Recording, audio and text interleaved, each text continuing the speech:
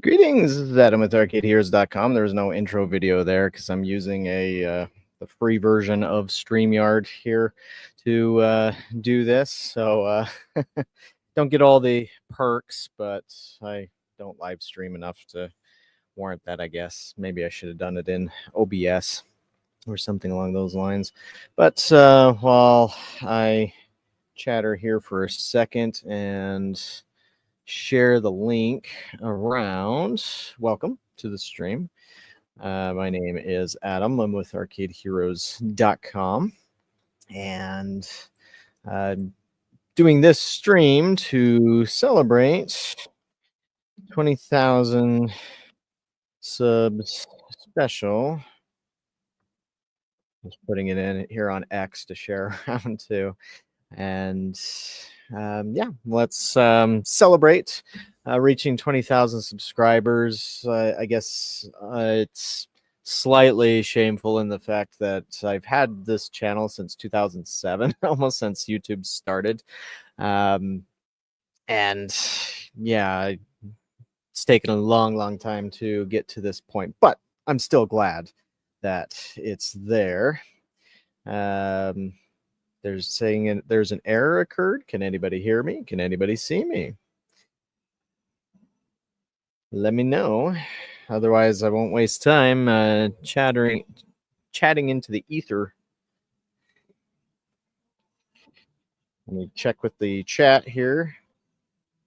Okay, refreshing fixed it. All right, sweet. Well, if you're just joining, welcome to Arcade Heroes, celebrating 20,000 subscribers. Again, it's been a very long road. I know plenty of other channels grow a lot faster than this one does, but I guess I just don't do most of the things that you're supposed to do to get growth, like saying be sure to like and subscribe every single time I do a video. So, hi. And I'm at my arcade, and it's open, and so I'm going to be distracted here a little bit, perhaps. Hi. How can I help you? How can I help you?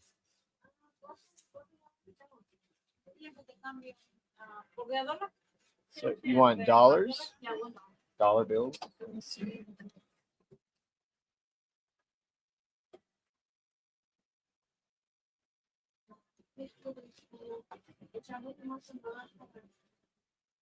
There you go.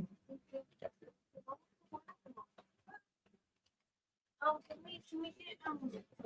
Yeah. There you go. If there's anything that's off that you want to play, let me know. I can turn it on as well.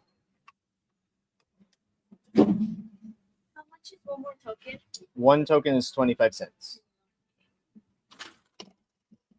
There you go. You're welcome. So if you're new to the channel, then yes, I run my own arcade in Salt Lake City, Utah. And generally speaking, my internet connection at the business is a lot better than my home connection. Last time I tried to do a home stream, it failed miserably. And so doing it while I'm at work is generally easier, better than doing it at home, even though home has fewer distractions usually. But yeah, so Arcade Heroes is gosh, is it 17 years old now, I believe, or 18 years old? And oh, I better go turn on a game before they put coins in there. Hold on. I got to turn that one on first. Let me go turn it on. It'll take it a couple minutes to start up. As soon as it shows the gameplay, then you can put the coins in.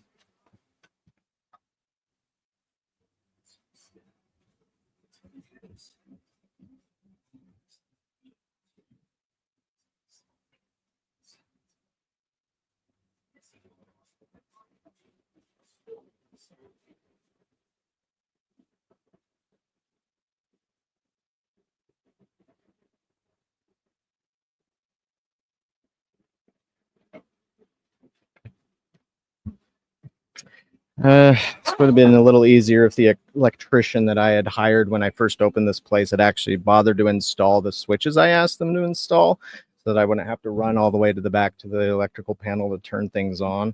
But still helps to save on electricity. And of course, today, I guess it's not a big surprise that it might be a little busy while I'm doing this. I did just open about 30 minutes ago. But where it's MLK Junior Day, school's out, banks are closed, things like that. And so it's likely we'll have some people in and about today. But yeah, so celebrating 20,000 subs. That we have here. But what I figured I'd talk about, unless you guys want to talk about something else, is the this news as to what is coming in 2025. I guess really quick, we can go over the arcade anniversaries of 2025. If you hadn't seen this post on the site, then yeah, this year is 50 years since 1975, which there were a few games on the market from those days. Anti-Aircraft 2, which is known as Air and Sea Battle on the Atari 2600. Avengers or Avenger, which is a vertical scrolling shoot 'em up, like the first that I have ever come across. Bullet Mark was a light gun game by Sega, mounted light gun game, but I mean, it was very, very basic, very rudimentary. It looked like an Atari 2600 game, but the cabinet itself had these molded Tommy guns on them. Looked really cool. Of course, I've never come across a Bullet Mark. I've never really seen a picture of one on location. They're super rare. But it was the first game that Sega made in the USA. They had been making all their games in Japan prior to that, but they set up a facility down in Southern California, if I'm recalling correctly, is Redondo Beach, and from there, that's where they started actually building machines. Yeah. On that game, it's 4 tokens to start, and then it's 4 tokens, or it's like 2 tokens to continue. But if you both want to play, then it's 4 each person. Okay.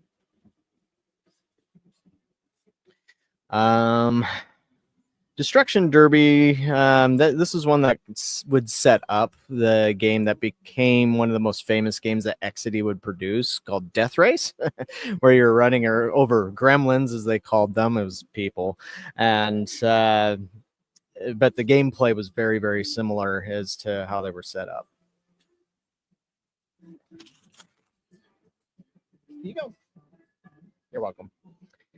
One of the more interesting ones that I had come across. Now, a lot of the research I have been doing on games here, and yeah, Pack Sonic, if you want to mention your channel, that's fine.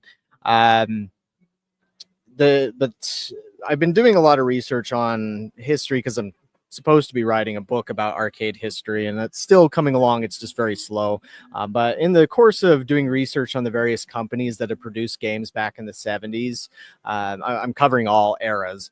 But I've already pretty much finished up the 1970s chapter. But within there, I found out about Allied Leisure, and they created this electromechanical arcade game called F-114, which was basically the first motion simulator in arcades. Now, it wasn't a video game in the sense that it wasn't digitally producing the graphics. You could call it a video game in the sense of there were still visuals. Like the game cabinet actually looked like something that Sega would produce in the 1990s, but with like a wide curved screen.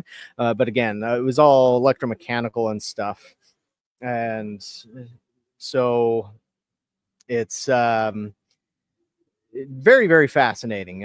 Some of the stuff that came out in the 70s that we just don't hear about a lot because a lot of those companies don't exist, haven't even existed since the 70s, or some of them went out of business in the 80s. A lot of their games never were ported to consoles in any form, and the games are very hard to come across, and so they're just kind of one of those out of sight, out of mind type things. But another game that came out in 1975, probably one of the more significant ones, was Gunfight, which was known as Western Gun in Japan. It was developed by Taito, but when it went over to Midway, they were working. It wasn't actually Midway themselves. They would hire contractors, and the contractors was essentially create stuff that Midway could sell into their distribution networks. But Gunfight would be the first game to use a CPU. Now, yes, it's technically true there was another small company that released a game called PT-109. I think they were called Mirko Games, that also used a CPU, and both games were released at the same time. They both debuted at the November 1975 MOA show.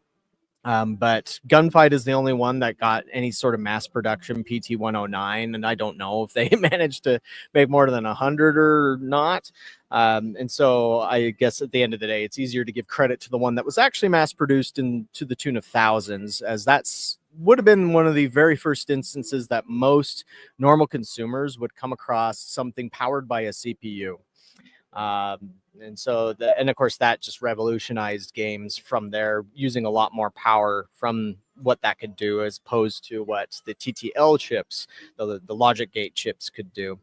75 is also when Atari released the first sit-down driver called Highway, which also used a weird electrical trick to distort the image on the monitor, which is funny. Indy 800, which is the first 8-player game.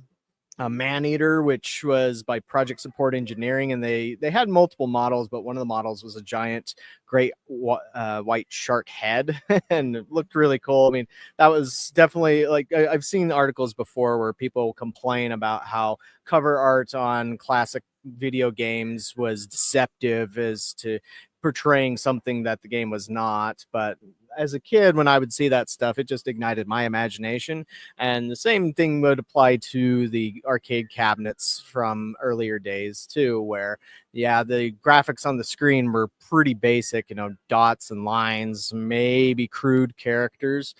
But when you're playing something like that on a cabinet where it's like this giant great white shark with its jaws open at you, that's pretty cool. It's a little bit more immersive, I would think.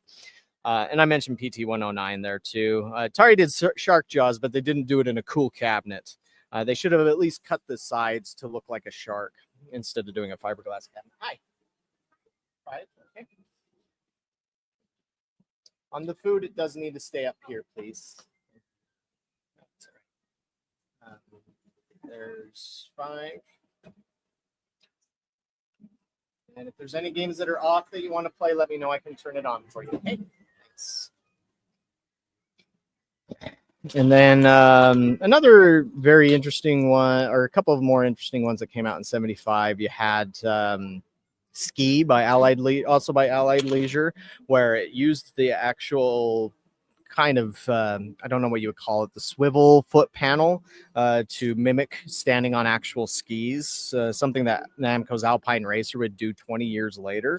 And I have seen photos of this one. It's really rare, but it did exist, and it wasn't just a flyer.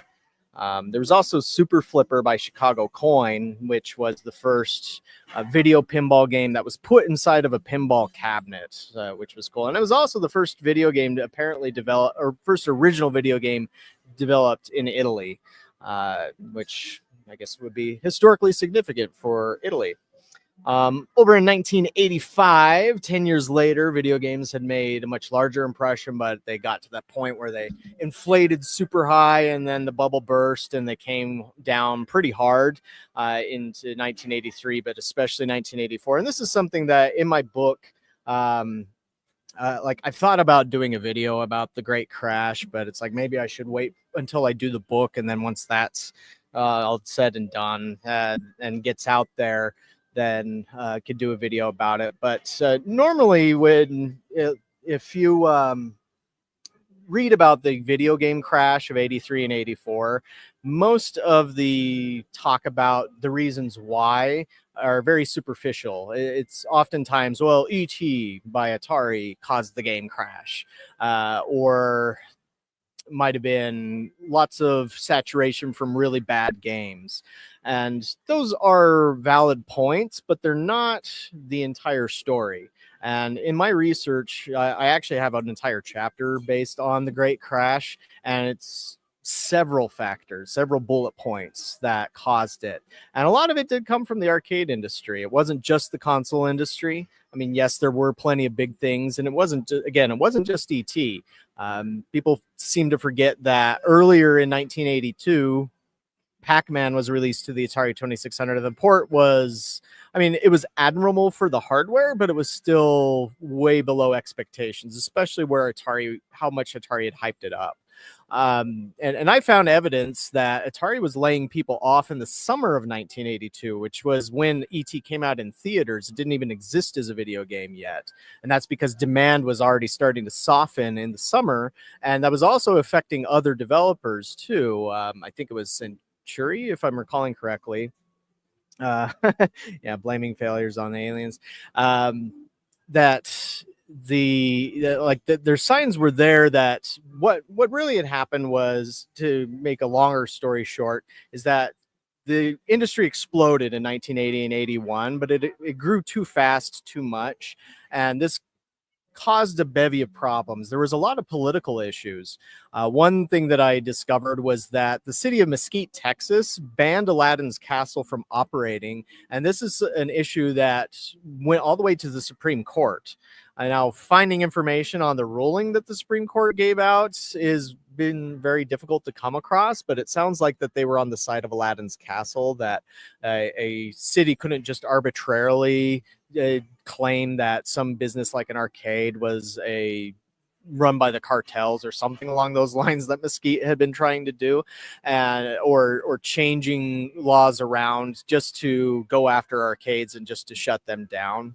And so, but I mean, again, the issues that caused the crash were plentiful, and it was a lot more than just one video game. And also, I've become convinced that the crash had already started before ET even came out, because ET would have come out in December 1982, and there's lots of evidence that other things had already been harming the business before that.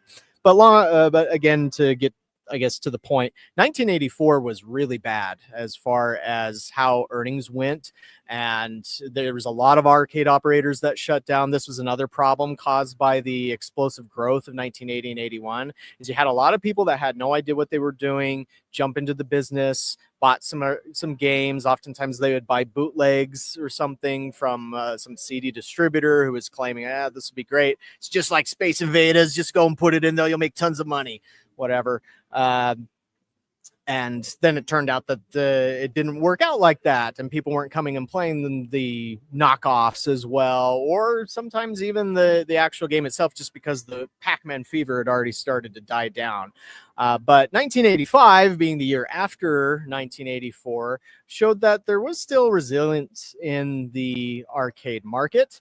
And now this is another place where I'm still doing my research, and so I still haven't fully uncovered all the evidence as to what went on yet. But usually people say, well, ET caused the crash, and then the NES saved video games from extinction. And again, I think that's oversimplifying everything. I mean, yes, it's true that the NES had a huge positive impact on the video game market, but arcades still existed, even though things had been bad. Not all arcades had closed down, and not all game development had ceased. Not all companies had gone bankrupt. And particularly in Japan is where you still had a lot of developers where this market crash didn't affect Japan in the way that it affected the United States. And also from what I've heard in Europe, that the effects of the crash also weren't as pronounced. I mean, yes, there was still an effect, just because when you have major companies like Atari and Midway and Sega all reducing their operations or closing down certain operations, or some other companies going bankrupt, that's still going to have a ripple effect. But you still had strongholds like Japan, where you had developers where they were going full bore and making lots of great games. And like even in 1984, there were some great games that came out that year, even though they might have gotten overlooked just because not as many people were playing video games at the time. But oh, and just looking at the chat here, and so that is one of those things that I need to get into with the different legislation. And yeah, so that is something that I need to get into more, Ted. There's a little bit of it there, but I've been mainly focusing on getting the full histories of each company done first. But that is a good point. That's probably something I need to add to the crash chapter, the crash and the revival, or doing a separate chapter on the revival and also pointing out those things. But yeah, law changes also have bigger effects than some people realize. And that's been the case in recent times in Japan too. I mean, there was a lot of talk and hand wringing going on when, oh, I got to go turn on some more games. Be right back.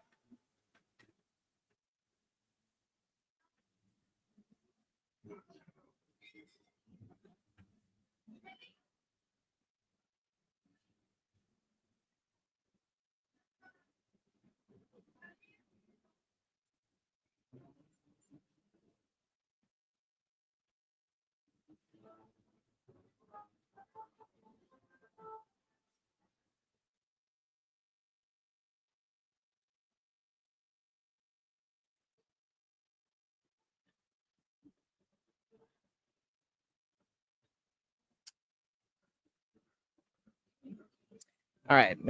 As I was saying, there were some law changes. I think it was either in 2020 or 2021 in Japan that also negatively affected arcades. There was something about a smoking ban, as I recall, too. That also there's a lot of people that like to smoke indoors in Japan, and with that changing, it also disrupted how their business went. Of course, over here in the States, we haven't had smoking indoors, or at least here in my state of Utah. That's not been a thing for quite a long time.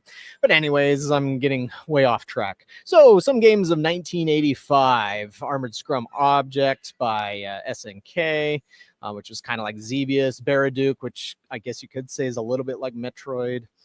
Choplifter, which was a popular PC game, mainly PC on the Atari 8-bit, is I think where it first had started, but the arcade version was vastly superior. Commando, 1985 run and gun game, a lot like Frontline, or like an update to Frontline. And also that same year, Capcom had released Gunsmoke. Yeah, like you look at the first four games, those are all Japanese companies. And I actually, out of all the games on this list, a vast majority are Japanese companies. And so that shows that it wasn't just the NES that restored the market, it was Japanese companies in general. It was them making games that people wanted to play again, and also doing some new things, because that was another problem of around 1982, when the crash really started, was just too many rip-offs and clones. You had plenty of games that were just like Pac-Man and just like Space Invaders, and just like one or another game that had been really popular, and so just gaming became stale because of that. But in 1985, you look at the types of games that were coming out, and it's like there's quite a variety there of interesting stuff. Crackshot by Exidy, which was an American company, was a light gun game. And it looks like I forgot to finish my thought on writing on that one. Dig Dug 2. Does anybody out there like Dig Dug 2? And no, for the most part, everybody hates it because it's nothing like the first Dig Dug at all, other than having Taizo Hori as the character. Dragon Buster, side-scrolling RPG, has a little bit of a Zelda 2 feel to it. Of course, Zelda 2 came out like 3 years later, so Zelda 2 was influenced by Dragon Buster for sure. Xyz, a vertical scrolling shoot 'em up with alien bees and filled combat by Jelko. Bit obscure, but it does have some interesting real-time strategy elements where you have different units, like different types of military vehicles that you could choose to send out onto the playfield. I mean, it's, look up a video. It's kind of strange to get a feel for how it plays just watching somebody else play it. You kind of have to pull it up in an emulator and try it yourself. Again, it's weird, but it's like still it had an interesting element there that you wouldn't find in most shoot 'em up games. And yeah, business is doing all right. Shmup Room. Speaking of shoot 'em ups, let's see other cool games in 1985. Flash Gal by Sega, which was like superhero, like Wonder Woman meets James Bond, sort of. It's kind of a weird one. Galactic Warriors, which was a one-on-one fighter with life bars and different characters and move sets. I mean, years before Street Fighter had come along, or Street Fighter 2, with a lot of that stuff. Galactic Warriors had it first, although Galactic Warriors technically is following up on Konami's own Yayar Kung Fu, which also had some elements like that, but you couldn't choose between different characters. But that also came out in 1985, as mentioned at the very bottom of this list. But yeah, Konami, Capcom, Namco, all putting out a lot of great games this year, and I would argue again that that's really what helped the NES as well in restoring the game market, and not just the NES, because also the NES, I mean, I didn't do a count, but a lot of these games ended up as ports on the NES. If these games didn't exist in arcades first, the NES wouldn't have had quite as much content on it that would have made it really cool for people to want to go out and buy. As they wanted arcade ports on their consoles back in those days. Gauntlet, here's one of the few American games on the list, and this was hugely influential, of course, because this also brought RPG-like action to the arcade, but you could call it an ARPG, action RPG. And multiple characters and iconic voiceovers, and that a literal timer on your health and such. This game directly influenced Sega's Quartet, which they tried to make as their answer to Gauntlet, but I think Quartet came out in '86. Ghosts and Goblins, super tough game, but still iconic. Back when we loved our games tough, when people say Elden Ring's hard, they need to play some Ghosts and Goblins first and beat that before they talk about how hard Elden Ring might be. Gradius or Gradius, don't know how you might pronounce that one. Depends on where you're from, I suppose. But it's a very influential shoot 'em up side scroller style. Introduced a power up system that really changed how shoot 'em ups were developed from there. And Green Beret and Russian Attack, a side scrolling action platformer. Instead of being vertical, it's sideways. Hang On. This is probably one of the most influential games to come out this year. And this is one of those titles that I think showed where how innovative and creative and immersive arcades could be over your home consoles. Because Hang On, especially in that model where you had a bike that you sat on and the monitor was built to in between the handlebars. I mean, there was nothing else like that you could get in a home setting, and just that alone. I think if we hop over here, I think it has the photo of that. Yeah, super tiny photo there, but yeah, and then also just what became known as super scalar style graphics. Yeah, as SP95 says, it's still a masterpiece, as is the other game. How many were bought for laundromats? Good question. I don't know, but thank you. Yeah, just without Hang On, it's like I think you could argue, or I would argue, that Hang On is one of the reasons that arcades came back. Along with the other game that Sega would do this same year that would use similar graphics, maybe not quite as, I mean, it's a totally different game, of course, and so it's like you're comparing a racer to a slightly surreal or completely surreal shoot 'em up game, and that's Space Harrier. And Space Harrier as well also had a few different models that came along, where you had you had an upright model, you had a sit down model, and then you had a motion seat model, if I'm recalling all that correctly. But yeah, I mean, just those two games alone, and you could also argue Gauntlet, because Gauntlet is again highly influential. I mean, those three games is like a 1-2-3 punch, so to speak, of really driving interest back into arcades and showing it's like, hey, here are some things that arcades can do better than game consoles can, or they're doing it in a way that consoles just can't touch, like Hang On or the motion cabinets with Space Harrier. And so you really have to tip the hat to Sega there, particularly for their efforts. Paperboy came out this year as well. I'm surprised they never did like a sit-down bike version. I mean, the Atari Games had tested out a bicycle controller at one point for a 3D game called BMX Simulator, and it would have used the same hardware as Hard Driving. But you would have actually sat on a bicycle and pedaled, and the faster you pedal, the faster you go, just like would happen later with Namco stuff like Prop Cycle. But they never released it, and for some reason they never did that with Paperboy, which would have made sense. I mean, I don't know. I'll have to ask in the Atari coin-op chat if they ever did test that idea out, or if it ever popped up in anybody's head. Ring King was a popular boxing game. I mean, graphically, it wasn't as impressive as Punch Out by Nintendo, which is also, I believe Punch Out came out in 1984, and that did extremely well. And that was another thing that at least helped keep the scene alive in 84.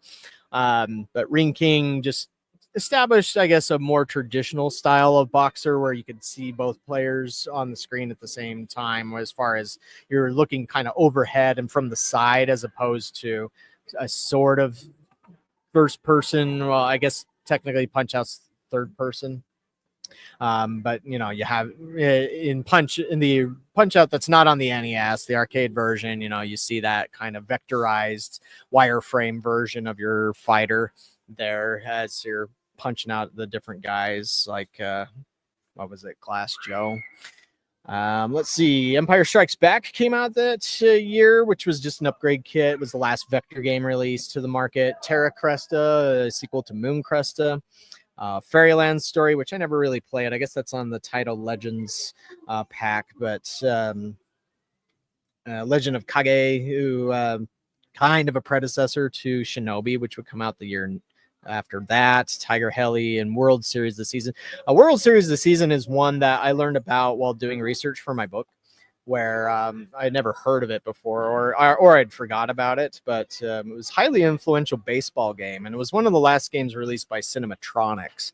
And the story of the game's development is quite interesting and fascinating to go through, because literally they had no money to pay the developers to finish the game.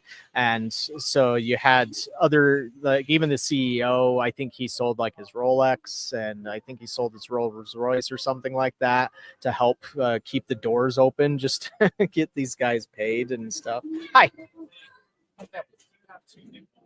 Nickels? I'm not sure. If not, it's okay. I have one nickel. We even trade you one dime for one nickel.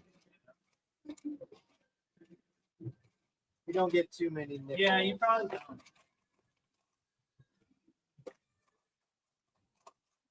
Dig down here a little bit. Okay, thanks. Sure. Oh, yeah, here we go. Oh, there you go. Yeah.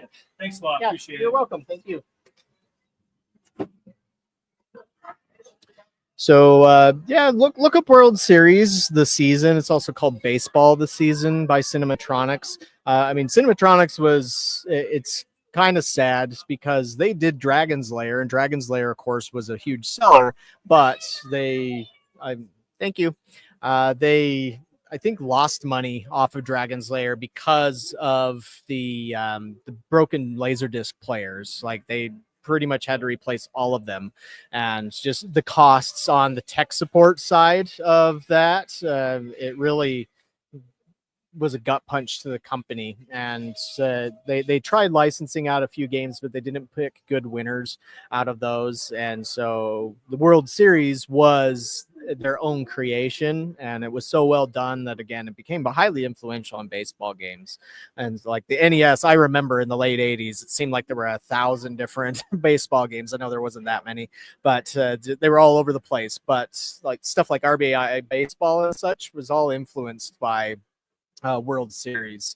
And then the last one on 85 we had mentioned, unless anybody else wants to throw out something there about what you liked from 85, was Wyvern F-Zero, which is not very well known. I think it's pretty obscure, but what's interesting about it is it used 2 monitors, but it did this in a way to overlay the monitors. And so one monitor would show the background graphics, and then I think it's the reflected monitor showed the foreground objects. And so it was a scrolling shoot 'em up. I don't know that anything was particularly special about the software itself, but that just this effect was again another thing where it's like, hey, arcades can do this. There's no way you're getting this at home. Now, for this article, I decided to jump ahead instead of doing 25 years or 30 years or 20 years. I decided to do 25 in between them. And that's when we had the year 2000, the beginning of the great millennium. And when we all thought that the world would end and that the Y2K virus would destroy all computers. Of course, not everybody thought that. Where I had grown up with computers, especially ones where you had to put in the date and time every time you turn the computer on because they didn't have a CMOS battery. It's like I knew nothing would really happen. And nothing really did. There was just a couple of weird glitches here, but like there was some really crazy stuff that people were saying was going to happen when the clock struck 12 at midnight, and that like all the nukes would go off and all this other stuff would expire or whatever. It was so dumb. I remember seeing like cans of tuna fish that were Y2K compliant, and it's like people just jumping on this stupid bandwagon of Y2K this, Y2K that. But literally before the month was even over, you didn't hear Y2K again. And so because I think everybody was embarrassed at how stupid they looked over that stuff. But anyways, in modern times, we tend to think of arcades as being somewhat homogenous as far as the genres go, where it's, just like gun games, just racing games, just ticket redemption games and crane machines. Not a whole lot of variety or creativity going on. Now, in the year 2000, that wasn't the case yet. While there were some driving games and light gun games, that's undeniable. There was quite a few others out there as well. There was still quite a few shoot 'em ups that would hit the market. Now, of course, I just said that, and then several of the games we will cover are driving and light gun games. But again, there's more variety here than you might expect. Is the main point. Starting with 1944, The Loop Master by Rising and Capcom. Which was the 1940 series on the CPS2 hardware, and that's technically the last time, as far as I know, that that Capcom's 1940 series got a release in arcades. Of course, there was Saikyo with their Strikers 1945 series, which, funny enough, I had a Strikers 1945 too, and I had it in a cabinet with a 1942 marquee, and nobody noticed the difference. It got played a lot, and I'd often overhear people saying, "Oh, hey, it's 1942," even though the game was Strikers 1945 too, whatever. Battle Gear 2, here's a racing game. These days, Taito's not doing a whole lot aside from licensing. They're not really developing games anymore. Pretty much all those people that had created games for Taito has moved on to other pastures.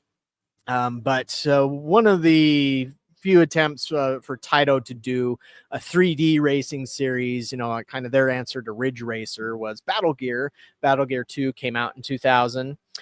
B-Money games. This one kind of threw me for a loop because as I was looking at the list of 2000 releases, how many versions existed of Beatmania, Dance Dance Revolution, Poppin' Music, Drum Mania, Guitar Freaks.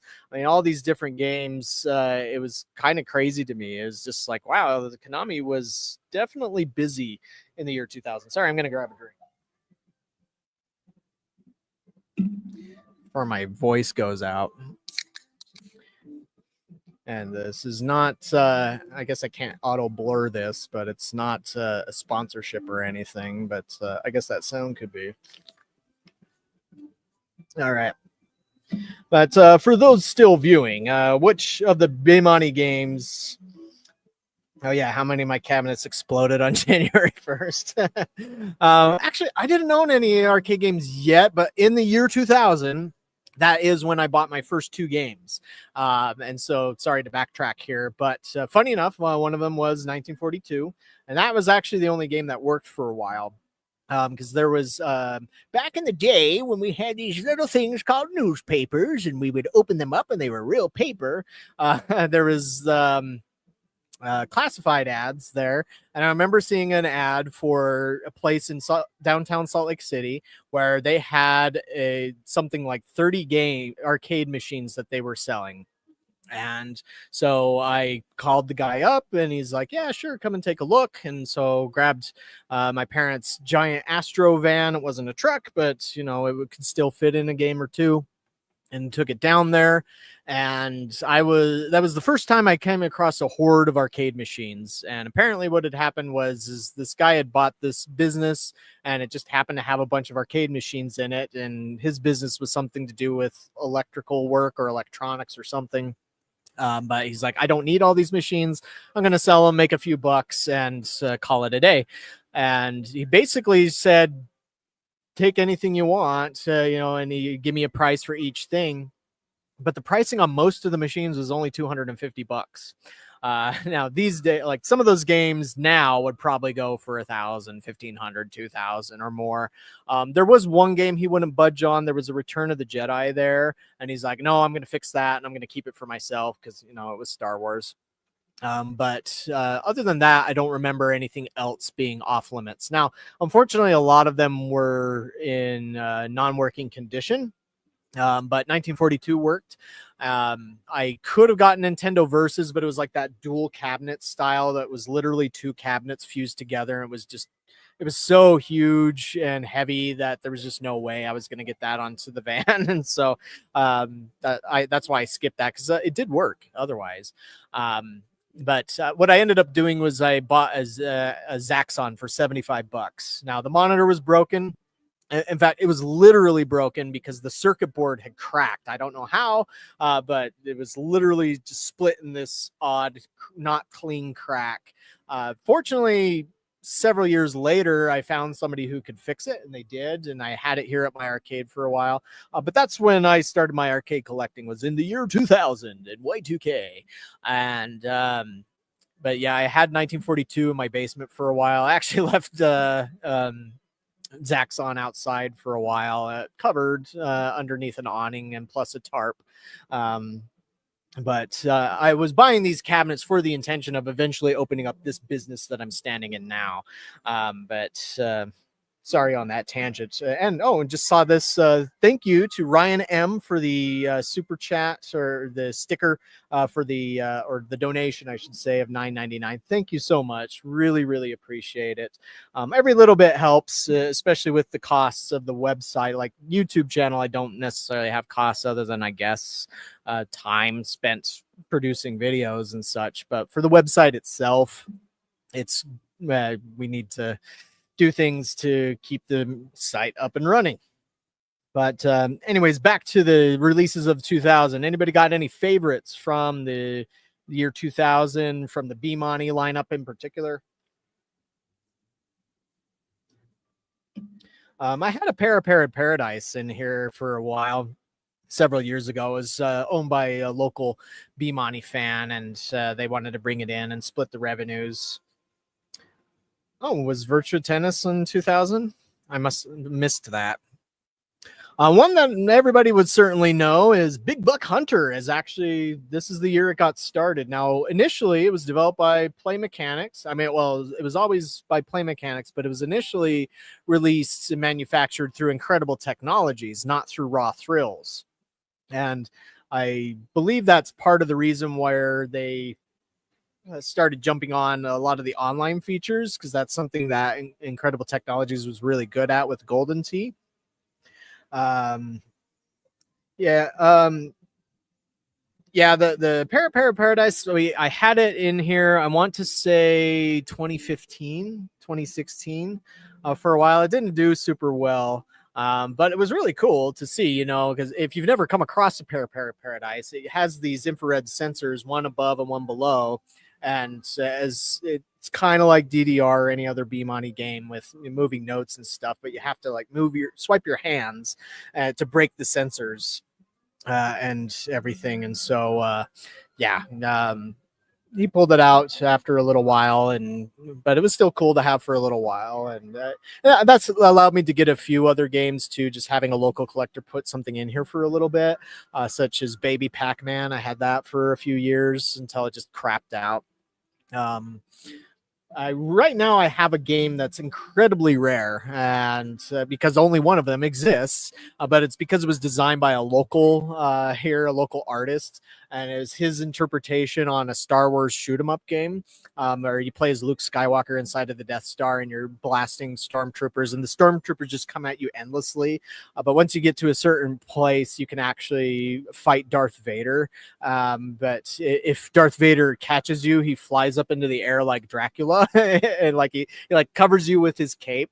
But the funny thing about this game too is that the developer took a bunch of James Earl Jones sound bites from different movies and kind of made them sound like Darth Vader, and integrated them in there. So like when Darth Vader pops up on the screen, he's just saying all this James Earl Jones stuff from different movies, and it's pretty funny. But yeah, if you ever visit Arcade Galactic in Salt Lake City, Utah, at least right now, I don't know how long the game will be here, you can play this extremely rare game. But I also have some other rarities. I've always had a thing for rarities. I don't know why. They're not really money makers ever. Like I have the Act, only 42 of those exists. I have Deathstalker. I only know of 4 of those that exist, maybe 5. I have Enter the Gungeon, House of the Gun Dead, which mine was number 23. I'm sure they've sold more than that, but I have no idea. I highly doubt that they got more than 100 out there. I mean, if they do, great. That would be awesome. I have a Hydra prototype by Atari Games. It's prototype number 4, according to the back of it. I don't know how many they made, but it's probably like 4 or 5. But even the dedicated versions of those, they only made about 200 of them. I have a Darius Burst, Another Chronicle in English. Only 7 of those were manufactured. There's probably something else too that I'm forgetting, but yeah, I love rare games. Does anybody else join me in that pleasure of life? One that I've never seen in person is Brave Blade, going back to 2000, 25 years ago. Vertical scrolling shoot 'em up that was Rising's last game, sadly. Rising, they made a lot of great shoot 'em ups in the late 90s, and they're one of my favorite shoot 'em up companies. I guess we'll have to wait and see if X Arcadia will be picking up any of their stuff here in the near future. I have no idea. I haven't heard anything in terms of Rising, or I have no idea who it is that owns the rights to those. In 2000, we had Capcom release Cannon Spike, which I would it be accurate to say this is kind of like Sega's Zombie Hunter, but without the zombies? It's still an action 3D overhead game, kind of isometric, I guess you could say, in a way. But you play as different Capcom characters there. And also, speaking of Capcom, there was Capcom versus SNK Millennium Fight, which took the idea of Marvel versus Capcom, but took it with the 2 biggest names in arcade fighters and mashed them together, which was a good idea, in my opinion. I actually have a Capcom versus SNK board sitting in the back. I've not had it out in a very long time, because this one did well enough where they released it as a regular JAMA board and not just a cart for the Neo Geo MVS, which still had a little bit of life left in it. There was Kart Fury, an actual kind of like F1 style racing game, not necessarily go-karts like Mario Kart. When anybody hears kart, they instantly would think Mario Kart. But this was Kart Fury would have been one of the last F1 style racers released to arcades. The only one I can think of in between Kart Fury and now would be Racecraft. Although I don't know if Racecraft actually got released here in the States, because ICE never seemed to have gone all the way with well, I guess SP95 to your question, because he's about games that were big in 2000. I guess technically, for the purposes of this exact piece, the game would have had to have been released in 2000, which is like, yeah, that's where it's tough, because there were some games that were released at the very end of 1999, and so people really didn't get a chance to play them until 2000, or they had most of their influence during 2000. But I guess it kind of saves my sanity to just keep it locked into when a game was released. Otherwise, it would be kind of hard to track all that. Now, for anybody watching still, just as a note, I will get to games that are coming out here in 2025 after we're done with this. But otherwise, this won't be a super long video. I don't foresee this going on for 3 hours unless I can't stop rambling. We had Confidential Mission come out from Sega in 2000, basically James Bond without being James Bond. Of course, now that Sega works with Paramount and their licenses, I kind of wonder if maybe they would think of doing a James Bond game. But the only problem is that it seems like games where you're shooting at people these days doesn't do as well as shooting robots or zombies or dinosaurs or whatever, anything other than a human. Although they got around that in Mission Impossible by making them humanoid robots. So, maybe they could do James Bond attacking humanoid robots, but then maybe it'd feel too much like just Mission Impossible. Still be cool to have an actual James Bond arcade game like that. Cruisin' Exotica came out in 2000, and I used to own a couple of those. Dark Silhouette, Silent Scope 2, which, as far as I've ever heard, this is the best version of Silent Scope. I do want to say there was a 3. There was a 3, I'm pretty sure, but it never took off. Wasn't that Silent Scope EX? Not sure why that never did as well as 2. Sometimes that happens, I guess. Dead or Alive 2 Millennium would be the last time we would see the DOA series, which had started in arcades, show up in arcades, and then until DOA 5 arcade came out just in Japan in 2013. But no clue if we'll see another DOA game in arcades again. Another Dragon game, Dragon Blaze, or not another, sorry. Dragon Blaze, kind of like Dragon Spirits, but from Saikyo. And one thing I loved about Saikyo is how they would have multiple characters to choose from with different types of attacks and making it feel a little bit like a fighting game. And as far as adding that extra layer of depth in there. Deer Hunting USA from Sammy came out this year, and there was also Turkey Hunting USA and I think one other one. But that series never managed to hold out against Big Buck Hunter. Big Buck Hunter won that fight, won that hunt. Funny enough, speaking of Gauntlet Dark Legacy came out in 2000, and so it's now 25 years old. I guess for me, it pains me a little bit as an Atari fan that I have a Gauntlet Dark Legacy. It's actually one of the first games that I got. I remember getting it, I think right just before I opened, and I've had it with me ever since. But unfortunately, doesn't get played very much, but the thing that hurts me about it is they took Midway stickers and they covered up the Atari logos, and there's no Atari logos inside the game software itself. It was changed to Midway West basically just for this game, and then they closed down that division, which used to be Atari Games. So sad.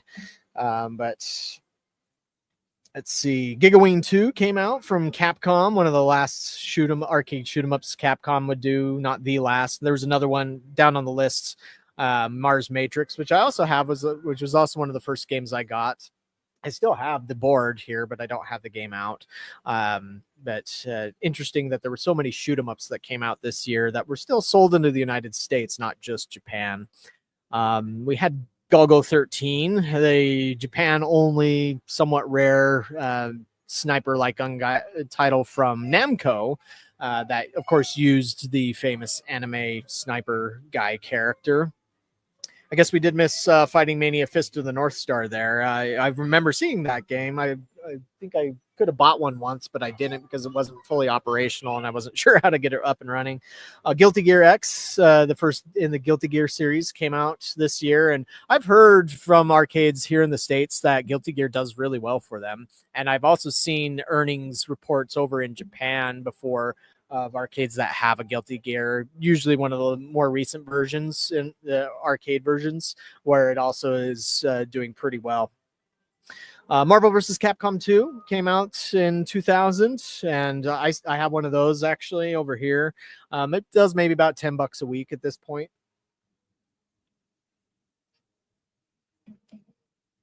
which is okay, you know, for a game that's 25 years old, but it's been making that amount pretty much since I got it, which was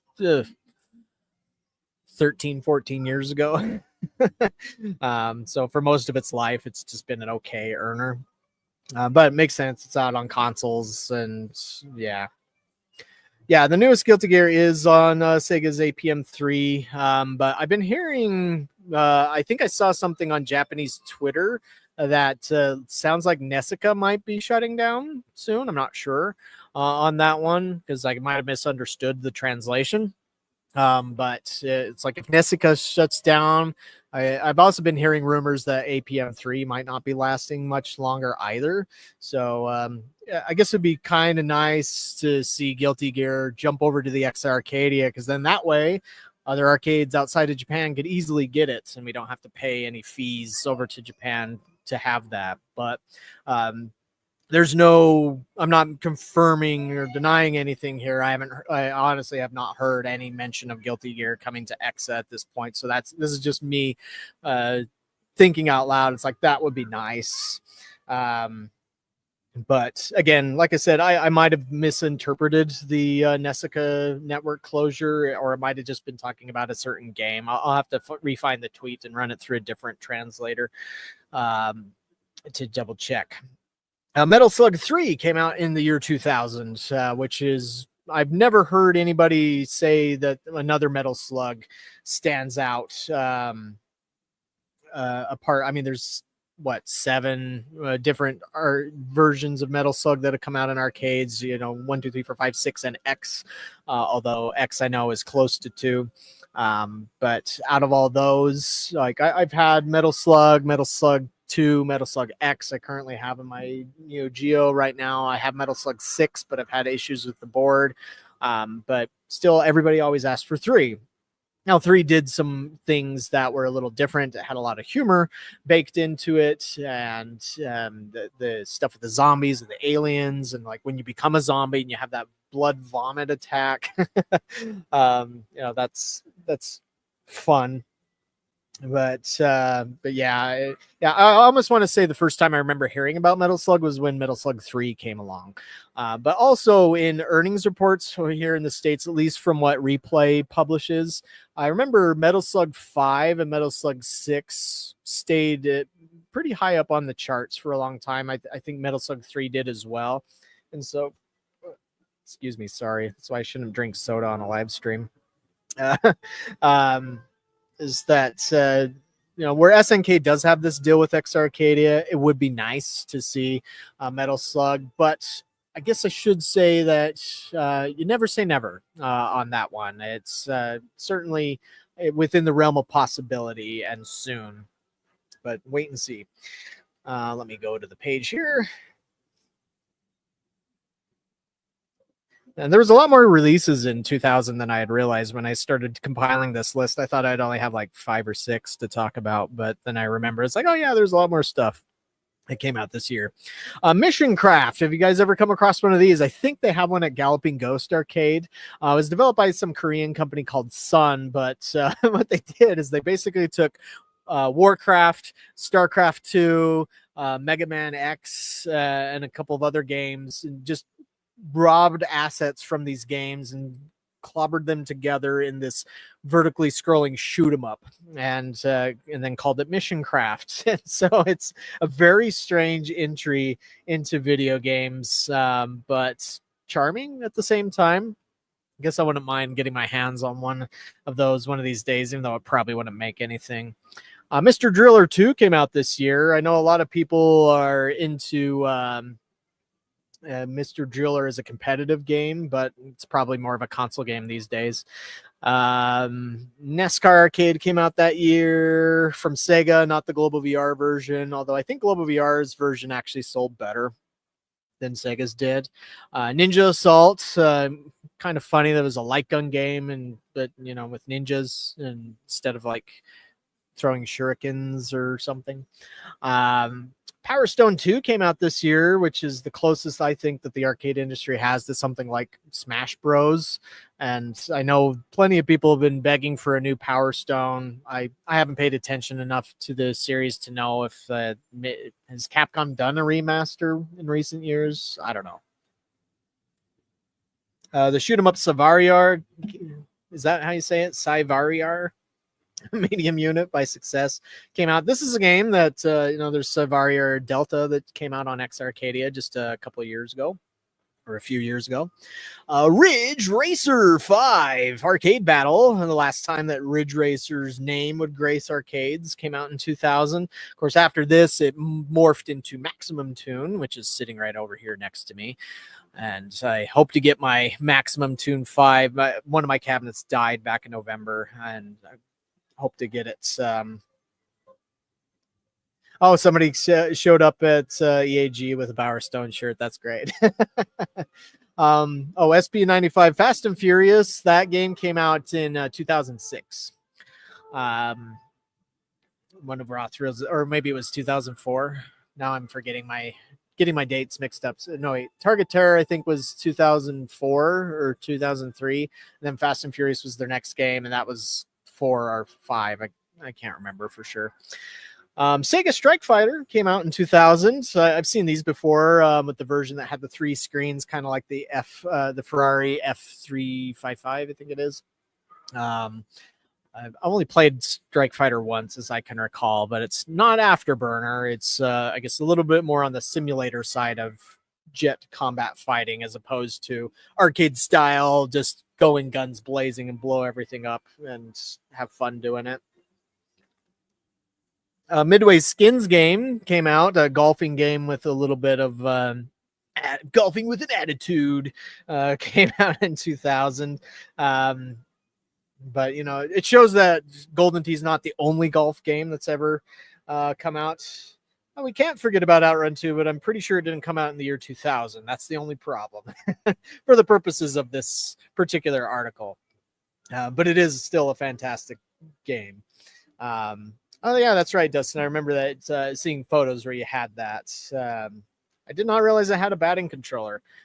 That's the one thing that sucks about a lot of these websites that cover arcade machines is they don't always have the best photos of like the control panels, especially when you have a unique control scheme. Now, that's not always the case. Sometimes they do. Like sometimes Clov does have decent photos, but oftentimes they don't. Oh, yeah, December was 2003. Or Outrun 2 was December 2003. Great month. Exactly. Let's see. Star Wars Arcade Racer. I was one of those. I was working at Domino's Pizza at the time, and my boss was a huge Star Wars fan. I love Star Wars too. Back then, not so much anymore. But got to see the Phantom Menace opening night, midnight showing, and quite excited. There was tons and tons of hype. I haven't seen any hype like that in a very long time. And boy, you could just feel it. Like I remember sitting there during the pod racing scene. I think it was by the time the second lap came around. I was like, oh my gosh, this is still going on. This movie, how is this a 3-hour long movie? Like it felt like a really long movie because of certain elements, but it's like pod racing seemed to have been developed by George Lucas just so that he can merchandise video games. As it felt like that kind of sequence. I mean, it was still one of the better parts of that particular movie. But hey, Sega obviously decided, hey, this is perfect. And so they took that idea and ran with it and made an arcade game out of it. And I think there was a couple of different versions of that cabinet. And there was also a company called Tsunami did create a Star Wars Episode 1 space battle game. I don't remember the exact name of it, but they put it in a motion cabinet and you flew around in one of the Naboo starfighters. And you went and fought the giant donut ships in space with the fish guys on it, the Trade Federation. But I don't know how common that particular one was. Star Wars Racer Arcade, however, you could find that out there and about. And Yeah. Here's one that is gained. I would like within the realm of film, there's the talk of cult classics, and I think we have those in arcades just as well. And of course, quite a few have been mentioned already on this list, but also in the chat there. But excuse me. Very professional stream here, not allowing coughs to go over air. But The Grid by Midway has definitely attained cult status. This is one of the last games that Midway released, and it was also worked on by Ed Boon. Includes 3 different characters from Mortal Kombat. But as far as a game goes, it's basically like Smash TV, but with 3D graphics. In fact, it has the same announcer dude or a very similar one to the Smash TV guys you see there. Never got an arcade or sorry, a home port. And anytime you get something like California Extreme or some other place where collectors bring their games together, if somebody has some grids, you always find people sitting on the grids. And I think, yeah, it could link up to 6 cabinets. I know at California Extreme before it's had like 4 or 6 cabinets, something along those lines. But yeah, funny enough, this used some of the same character models of the Mortal Kombat guys that was used in Mortal Kombat 4. But have you ever come across the grid out there? It's hard to find. I've never seen one for sale.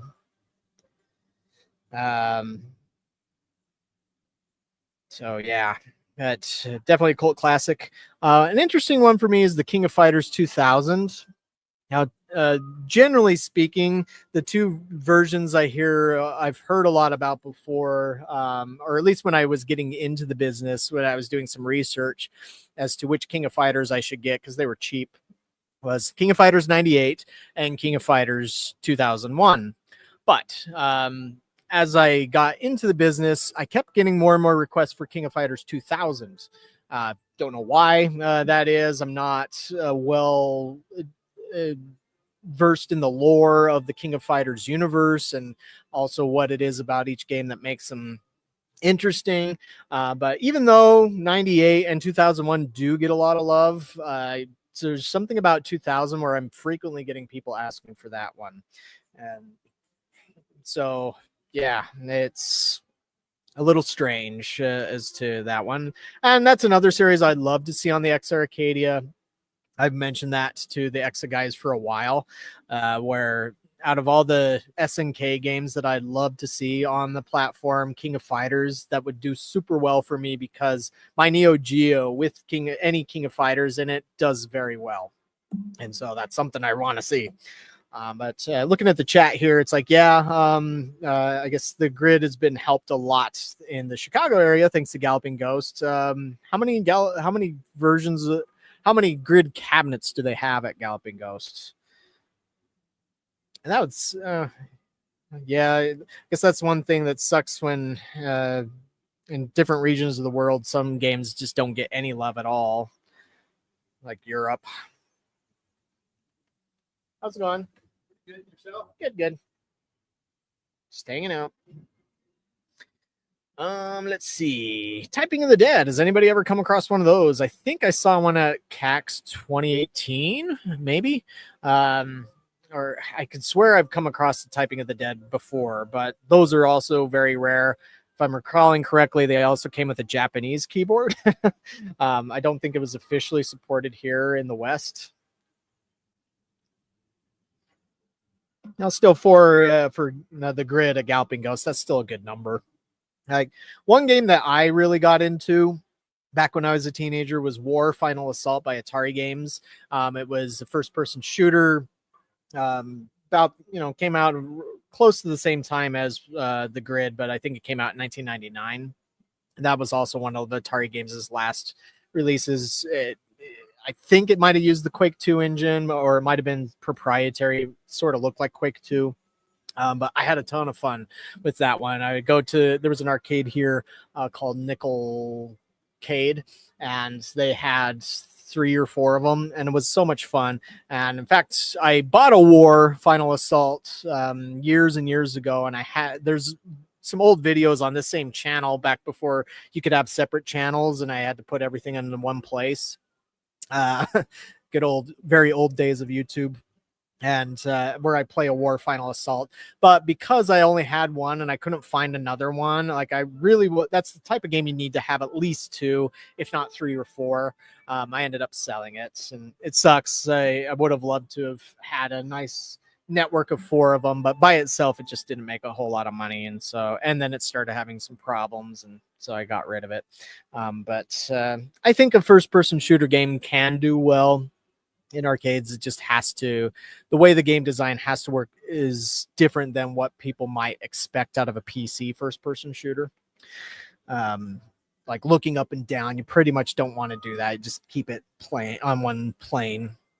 Virtual On 4 basically, or 3 came out in 2000. I've played the original Virtual On before. I've never played the other sequels to it, but this seems like a game that a lot of people would love to see a remake to, or a remaster, anything in the Virtual On series for arcades. It's just the direction Sega's gone in recent years, especially post-COVID. It seems very doubtful that we'll get a new Virtual On, but never say never. And then last but not least for the year 2000 was World Kicks by Namco, a 3D soccer game that had actual soccer ball controllers at your feet. So when you wanted to kick the ball and be a striker, you would do that. And funny enough, a few years ago, I think it was 2018 or 2019, Eunice came out with what was that called? Fantastic Soccer, I think. And it basically took the idea from World Kicks and used that. So go ahead and talk about anything from these releases as I help these people here. Yeah, just anywhere up here is fine. Yeah. Yeah. Get $10 worth of tokens. Okay.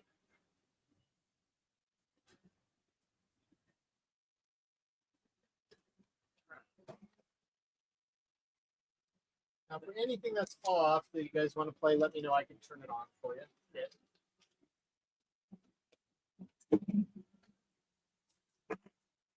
It's $5 and 10. Yeah, you're welcome. Thank you. Okay, what do you want to do first, guys? Yeah, fantasy soccer was a little bit cheap. I remember talking with Walter at Primetime Amusements, who's a Brazilian and very big soccer fan. He hated fantasy soccer.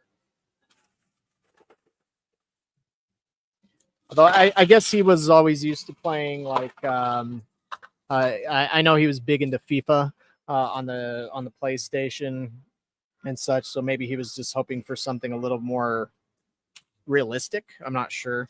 But I thought it was okay. I almost got one of the 2-player models for my arcade, because in mentioning what drives interest in my Neo Geo is a lot. I have a lot of Latino customers. Like my foosball does really well too. I have an Ultimate 11 in my Neo Geo MVS, and that also does well. And it's kind of baffled me that with how much soccer's liked, not just, I mean, yes, it's not as well liked in the US as in other parts of the world, but just the other parts of the world, it seems like there should be more soccer games out there.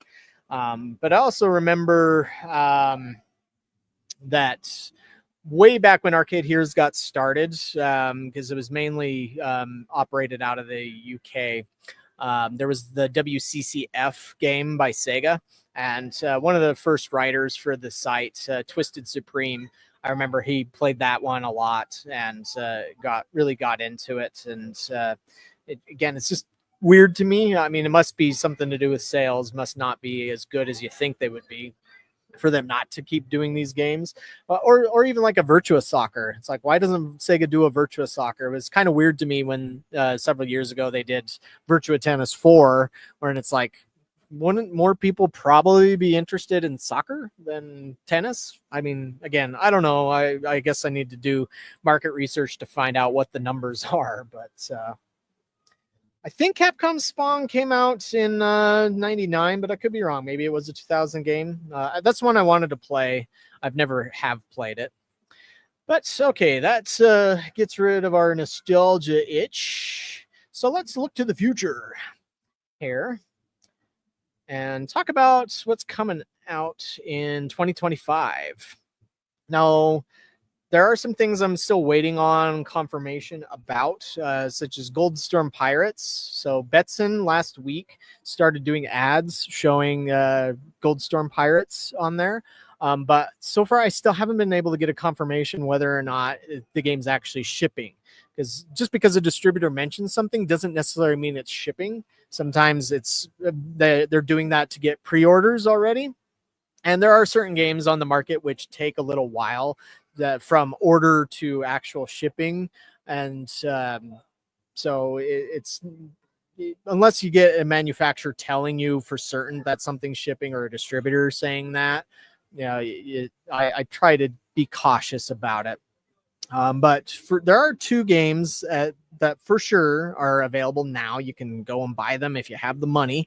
The first one is Avian Nights by Alan One. They're a company based out of here in Utah. And I guess full disclosure, I have been doing some consultancy things with them and such. And they told me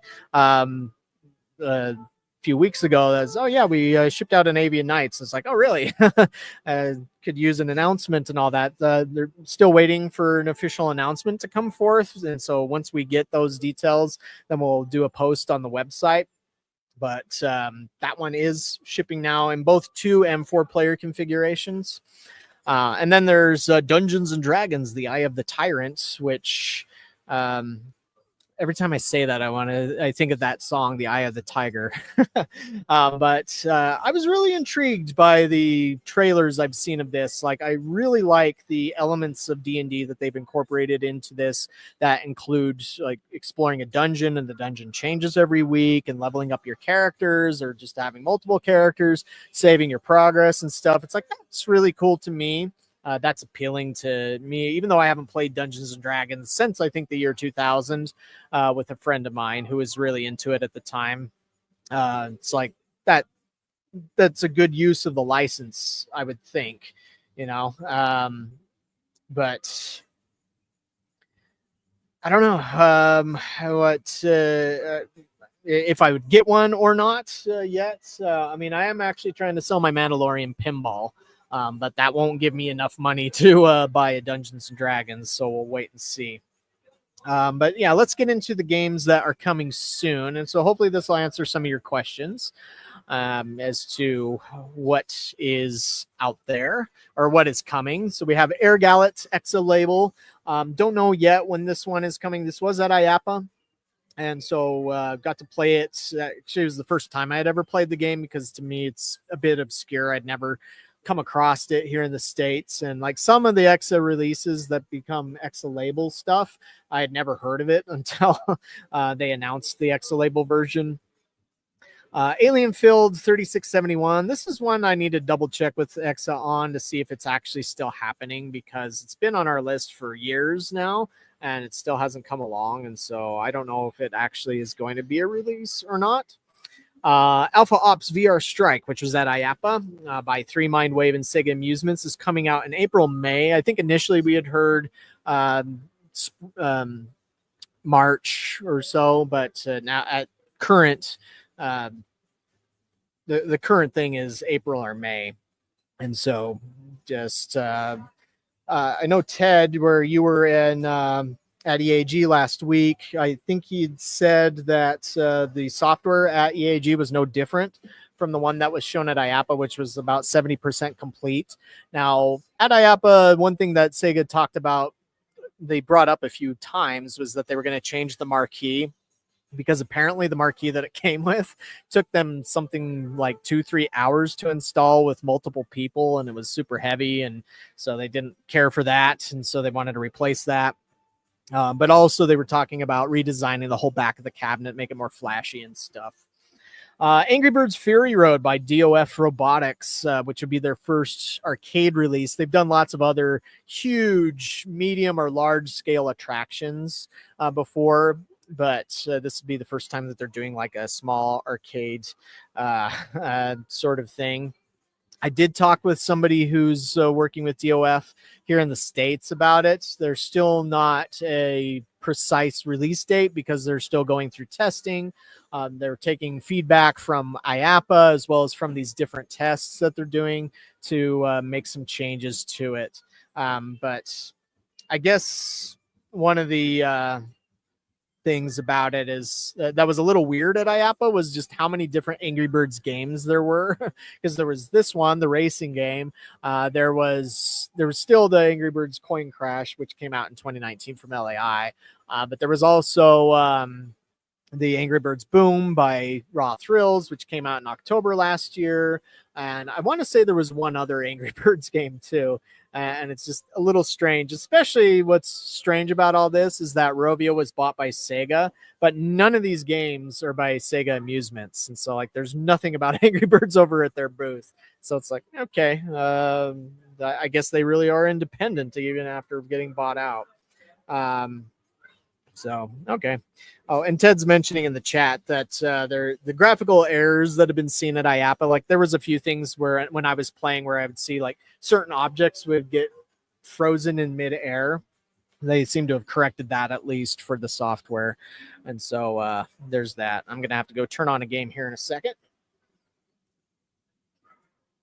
Give my voice box a rest. Hey, Max. How's it going? Me too. Okay.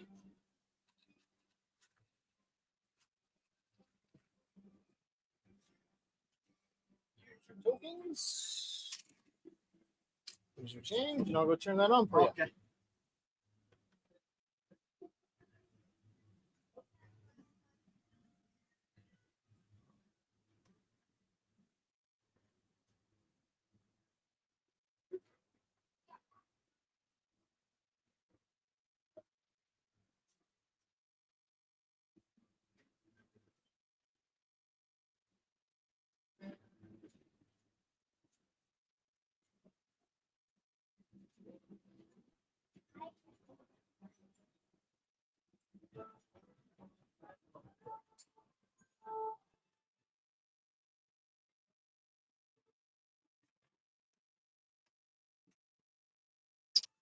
All right. Asuka 120% Burning Fest Excellent by X Arcadia. No announcement on that. Like Exa doesn't usually announce their releases until they're pretty much happening. And there is a game we'll mention here in a moment that actually is going to be coming out pretty soon, I think by the end of this month. Atari Recharge titles. And so Alan One, it's not reflected on this page, but they are going to be releasing quite a few Atari Recharged titles this year. And so they're one of them. So there's a tournament happening this Saturday called the MLES tournament or Major League Esports tournament that Alan One is doing. So they will do a live stream of this and I'll post about it on Arcade Heroes and share the link online. But they're going to be announcing a new game at this event. I know what it is, but since I don't want to spoil the announcement, but there might actually be more than one game announced by them. And so they're really getting aggressive. And also in next month's replay, there's going to be 2 games mentioned. So I'm not sure if the announcement that's going to be happening in replay is also going to be announced at the MLES tournament or if they're going to separate them out. But either way, they're very, very busy. And so they're looking to become quite a major player on the arcade market here throughout this year. And so stay tuned for that. But you can take a look at the Atari Recharge titles and make a guess as to what they're going to be doing next for now. But I guess one thing to point out, and I guess this is where I become part of what the consultancy is that I'm doing is also with game design, is making sure that the games play better and more like arcade games should than what their console counterparts do. And so, Axel City 2, The Final Storm is coming out this year sometime, and that's going to have a lot of enhancements to the popular Axel City 2. I've heard that this does very well in Japan. Bigfoot Smash by Eunice is coming out in March. I've been trying really hard to find out when all the stuff that Eunice showed at IAPA is coming out. I was able to get a little bit of information, but some of the games like Dino Storm and Neon Rush are still unknown. And so I have no idea when those will be showing up. Another Exa game, Bunny Bomber Blasts, TBA. That one, it's interesting because it's like Bomberman meets Dig Dug. But my guess is this will be one of those games that's in the $500 to $700 range. Because it's very retro style as far as its appearance goes. Carnival shot another one where I just have no idea when Eunice is going to release that, or if they already did. This really frustrates me. If there's anybody from a manufacturer out there or anybody from Eunice, please let me know when you actually release these games. It's one of the most baffling things about the arcade industry is how many manufacturers, it's not just Eunice, that will obviously spend millions of dollars on developing a product and then don't tell anybody when they release it. And it just starts showing up out there. But it's like, for the few press that exist out here, tell them when you're shipping something. It'll help you get more sales. I know it sounds strange, but it's true. But there are some companies that are a lot better about that stuff than others, like Raw Thrills and Sega have been pretty good on telling us when. Right. Yeah. It helps when they don't show up to trade shows as well. Chaos Code 2, the Nemesis Experiments coming out this year. Chef It Up by Monkey Splash Studios. I mean, that might be this year, but also where it's an independently made arcade game. It's one of those things where it could even show up in 2026. It just depends on what happens with development. But I'm really looking forward to that one and also seeing what they might change about it. Because the only problem with Chef It Up, I mean, it's a super innovative game and a lot of fun once you figure it out. But that's the problem, is it's not as intuitive as most games are to figure out, because when you walk up to it, you really don't know what you're supposed to be doing. It takes a little bit of study. And so they need to find a way to make it more intuitive because, and when I talk about that, what I mean is, for example, if I have Batman sitting right here across from me, you instantly know what you're doing there. You're sitting down, you're driving, you're shooting stuff. Luigi's Mansion Arcade or House of the Dead Arcade, they're gun games, or Maximum Tune or Cruise and Blast. You see them, you know what to do. But in Chef It Up, it's like you don't instantly understand because each station has different controls. Now, it's not that hard to learn because you learn, you're basically a kitchen staff. Each panel is a different station within the kitchen, and you're supposed to do the actions of that particular chef. But again, at IAPA, it needed explanation to help get people through it. And now I think it can be overcome. It's just, we'll have to see how they go about doing that so that they don't need a virtual version of themselves there to explain people how to play the game. Because if you do need somebody to explain how to play the game, it's a lot harder to be a success. It's like the Killer Queen Arcade is like that, where it's not intuitive at all as to what you're supposed to do, and you basically need somebody there to teach you how to play the game. That's kind of an exception to the rule as far as it's created this community where there's oftentimes people around that will explain how to do that. But that game's been out for more than 10 years now, and not most independently made games don't get that sort of effect and have that type of success. And so that's where I really do want to see them succeed with that, but we'll have to see what they're going to do to get there. And I liked Dino Storm, and I played it at IAPA. It seemed sturdy, and granted, who knows how that stuff holds up in an arcade setting, and maybe that's why they haven't released it yet, is maybe they're still doing some extra engineering or feedback from IAPA. But it was fun. I liked it. That's actually a game I probably would consider getting for my place at some point. Cotton Rock and Roll 2 is supposed to come out sometime this year. I haven't heard anything about that. I think that's also supposed to come out on APM 3, but a slightly different version, like what happened with the first Cotton.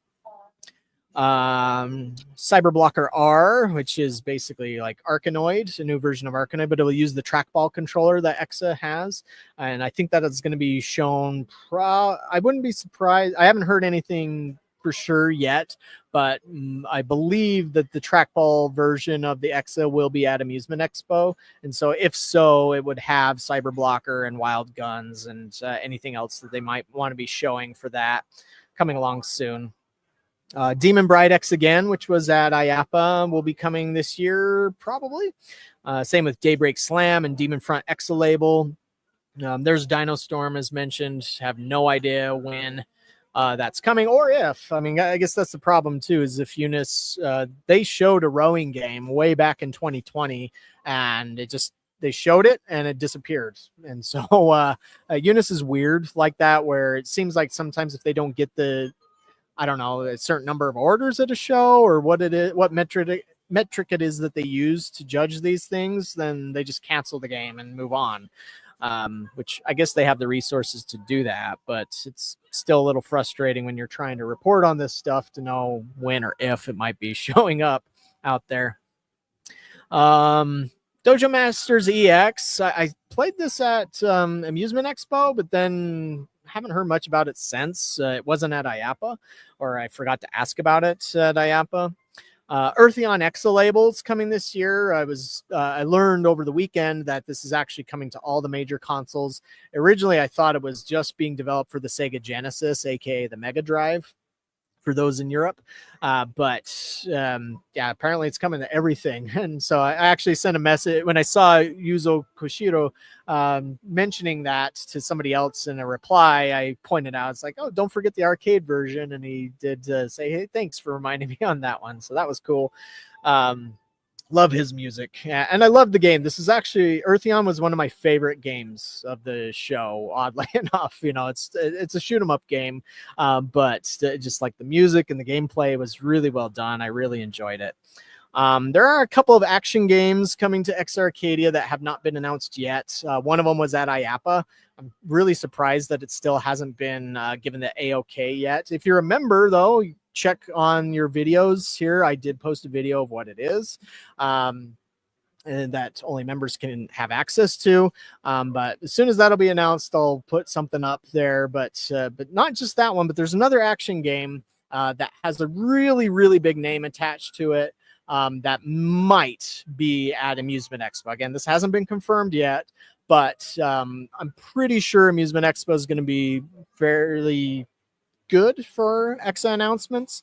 Although, fortunately for us here in the States, it sounds like they are going to be using Evo Japan more for those major announcements than they are Amusement Expo. Obviously, last year when they went to Evo, they got a ton of international coverage from that. Whereas with Amusement Expo, just a lot of that stuff doesn't get out there. But I think with the extra eyeballs that have been on X Arcadia, that might change. But again, at this point, there's no confirmations as to what exactly is going to be there. I just do know about some games that potentially will show up. And there are a few of these that I'm really excited about. And so, and actually, there's more than this than I have here. Like there's a couple of fighting games and such that I've been told about. But there's one fighting game that they told me about that I was like, holy crap, are you kidding me? I can't believe that you got that. So I can't wait to talk about that one, but I'm guessing we probably won't be able to say anything until Evo. But yeah, assuming they do unveil it at Evo Japan, it's going to be a big surprise, and I think it's going to get a lot of attention because it's a huge name in fighting circles. So I'll leave it at that for a tease. Food Fight Frenzy by Retro Arcade Remakes. These guys surprisingly were absent from IAPA. I was really expecting them to be there because they've been at previous IAPAs and previous Amusement Expos, although they weren't at Amusement Expo 2024 for some reason. It's a little strange what they've been doing as far as their strategy goes. It seems like they're moving their focus away from the arcade industry and more towards the home collector market. Although they were at IAPA Europe, so it's kind of all over the place. So I don't know, but at the very least, they've been responsive to emails. And so with Food Fight Frenzy and Warlords remake and Zeke's Peak remake, they told me that originally they were supposed to get those out last month in December 2024, but now they were saying January or February. So not really sure what the delay is, but those ones, Food Fight Frenzy, if you missed that one, it's a remake of the Atari 1983 game Food Fight, but now for up to 4 players as opposed to just a 1-player game. But the graphics look exactly like the original Food Fight. And then Warlords is Warlords. It's just a remake of Warlords, really. It's no changes to the graphics or anything, unless they've done something with the software since. But we'll wait and see on that one. But also, both Food Fight Frenzy and Warlords remake come in a cocktail cabinet. Although personally, I think they should add a little bit more flash to the cabinet because it's so dark and unassuming that it kind of just blends in. If you're in a location that, especially as like mine, where it's a bit dark everywhere. Goldstorm Pirates, already talked about that one, which might be shipping now, or if not, it's soon, I guess. And this one is one that I hope that they do a smaller version of, like a non-motion version, or I'd love to see an upright version of it. Like there was an upright version of Deadstorm Pirates, which I actually had in my arcade for a little while, and it was great because it was inexpensive and you still got similar gameplay to it. But if something like that ever does show up, it'll probably be a couple of years out. Jam and Jelly Excelente, which is actually on test in Japan right now, which usually means that it's only within a few weeks of being released. Usually, I mean, once in a while, I guess I've seen an instance where there's a game that's out on location test there where they delay it for a little while, like Jitsu Squad was like that over its initial tests. But from what I understand, Jam and Jelly is pretty much ready to go. So as long as it does well on test, then we should be seeing that available here very soon, possibly before the end of the month. And I played this one at IAPA. This is another one. I really, really enjoyed this one. The graphics, the artwork on this are really, really good. The voice acting on it's really good. Just all around a fun game that kind of reminds me of Darius, but just a new original type game. Don't know. I would guess that the very first version of it that I played was basically the console version, but the arcade version that I played at Apple was very different, and so I would say it's definitely not the same game that you would play on consoles. Much better game. Kaiju Rampage is coming very soon. I think we might need to update this because I think they told me when this is, but I can't remember if it's January or February or March or whenever it is exactly. But definitely coming very soon. That's a new shoot 'em up from LEI. Got a very long video on this on the channel here. Neon Rush, no clue because Eunice won't answer me. Perfect Pour by DSM Arcade. So this is sort of available. Like you can order it now and it'll start shipping out next month.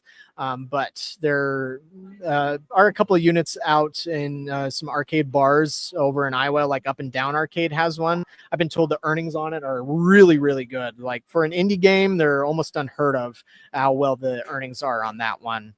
And so that one's coming soon, and there will be an update to Perfect Pour.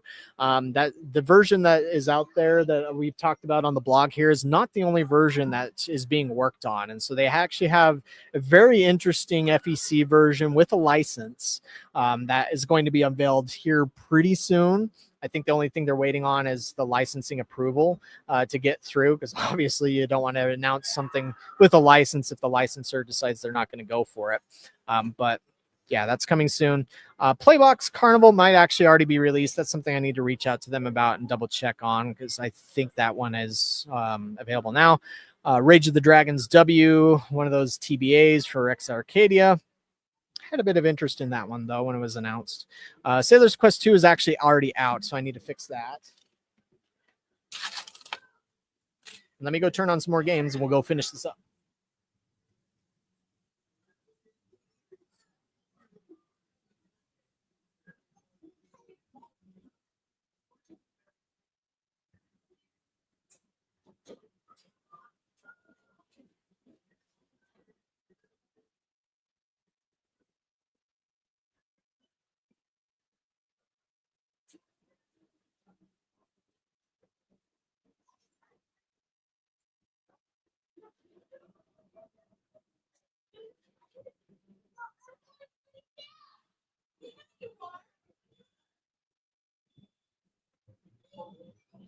Alrighty.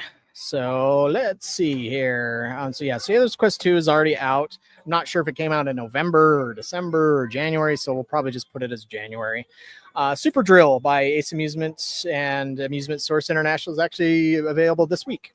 So that's, I guess we need to be doing a post on new releases in January and get all these out there. The Fallen Angels Revenge by X Arcadia. Don't know if that one's actually coming 2025 or not, because this is another game that's been on the list forever now, and it just never happens. But from what I'm told, the reason why is because the amount of frames per character on that game is insanely high, and so because of that, it's not an easy one to be remastering into 4K or HD. So yeah, but when it's done, it'll be cool from what I can tell. Vanguard Princess R probably this year, another fighting game. Got to play that at IAPA. LAI Games is supposed to have it. So in replay in November, I think it was, they claimed that there was going to be a mixed reality shooter at IAPA from LAI Games, and went there was nothing.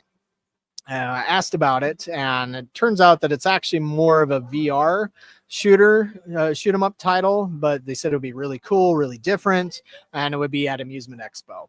Now, if I don't know if that means they're doing something similar to like what Sega and 3 Mind Wave have done with both VR Agent and Alpha Ops VR Strike, but yeah, we'll have to wait and see as to what that is. But that's one thing I have to hate about terminology is when people don't all agree on what a term means, and they'll call a VR headset mixed reality when the reality is no, it's not mixing anything. It's just VR. And then the last of those is Wild Guns Rawhide. I need to have a whip sound when I say that. For Asia, most of the list, as far as I know, is pretty much the same because most of it's X Arcadia stuff.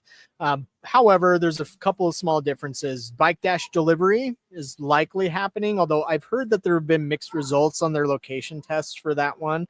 I mean, I'd love to try that out and play it, but it does seem like that one is, unless they're able to fix something about whatever it is that's causing it not to earn well, that could be canceled or it could end up being a little bit different. But I like the idea of, Crazy Taxi meets Uber Eats meets Prop Cycle, sort of, or Downhill Bikers maybe is more accurate one.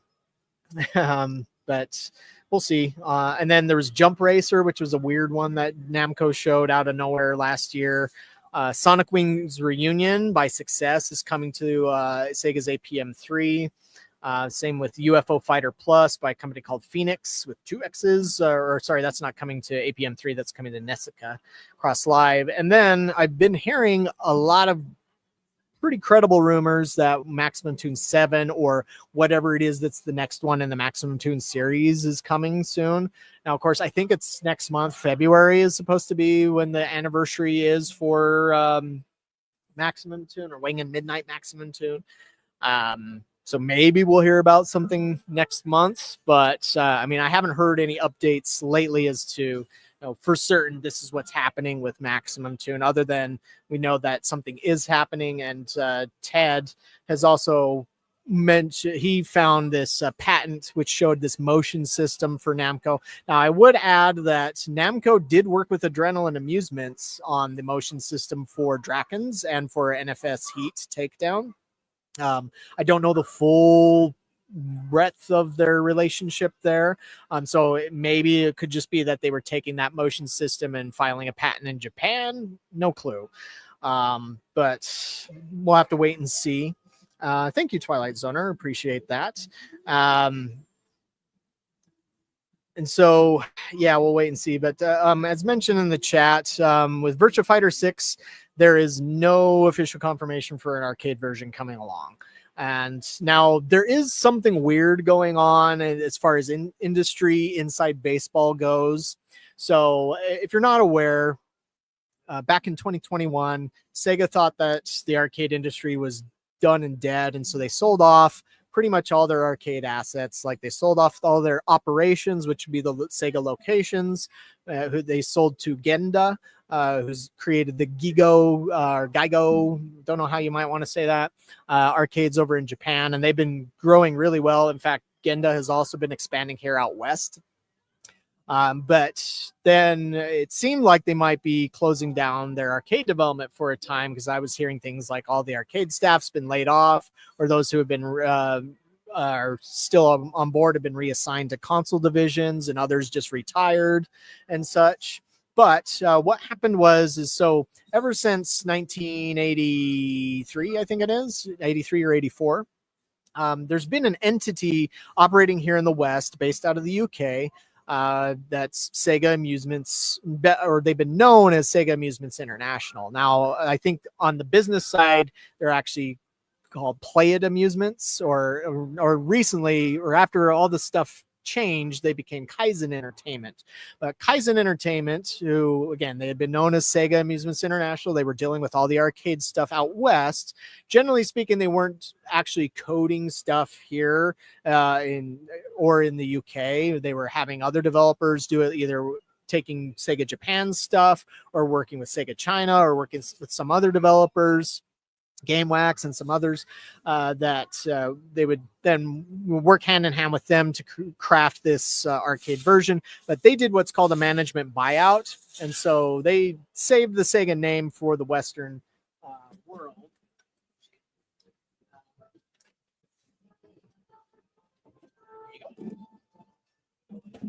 And so basically what's happened now is Kaizen Entertainment, they license the Sega name for use here, but they're technically a different company. So they're not Sega, if that makes sense. And so at IAPA, you had Sega Japan, actually doing stuff. They set up a lounge on the northern end of the convention center, and it had nothing to do with Sega Amusements at all. It was just Sega there. And I was hearing rumors that they were also looking at doing some of their own releases here in the States. Now, I'm sure there's some sort of contractual thing going on as far as, sorry, I need to do something here with some tokens real quick.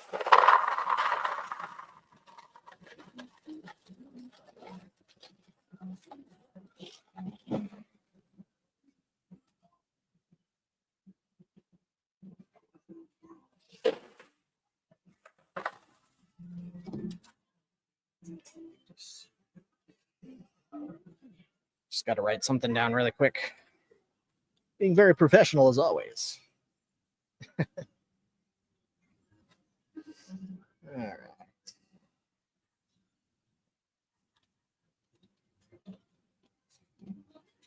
Okay. But another thing that's been happening that we've been talking about on Arcade Heroes that I haven't seen being talked about and most anywhere else except for maybe like X and Reddit is that somebody's been doing a test of MyDX. And I believe that is actually Sega Japan and not Sega Amusements. And so now, again, as I was just saying, there are pretty high chances that Sega Japan is restricted from selling things in the States, or at least under the Sega name. Whether that means they would start another shell company or something to sell stuff here, I don't know. Or maybe the contract will expire or something, and then Sega Amusements International won't be anymore, and then it'll just be Kaizen Entertainment. Again, I don't know. I'm just speculating here, so just a disclaimer there. I'm not unveiling any information that I've heard. I haven't been given any information, and if I was given any information in confidence, I wouldn't share that anyways. So again, I'm just speculating here, just based on the evidence of what I'm seeing, and because again, there was a Sega lounge that was not Sega Amusements related at IAPA. There has been this MyDX test, which is not being done by Sega Amusements International, as far as I know. And so, and then also another thing I've noticed over the past few years since Kaizen Entertainment did this management buyout is each one of their booths, the name Kaizen Entertainment is becoming more and more prominent. So it's 465. So, 465.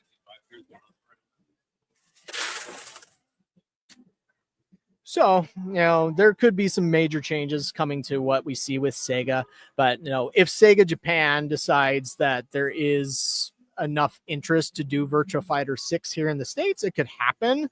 However, whether or not that does happen, it seems unlikely because Sega's been extremely hesitant to do any of their major IPs like that, or at least I should say genres like Virtua Fighter here out west, because as far as they're concerned, those games just don't sell well. And oftentimes they don't.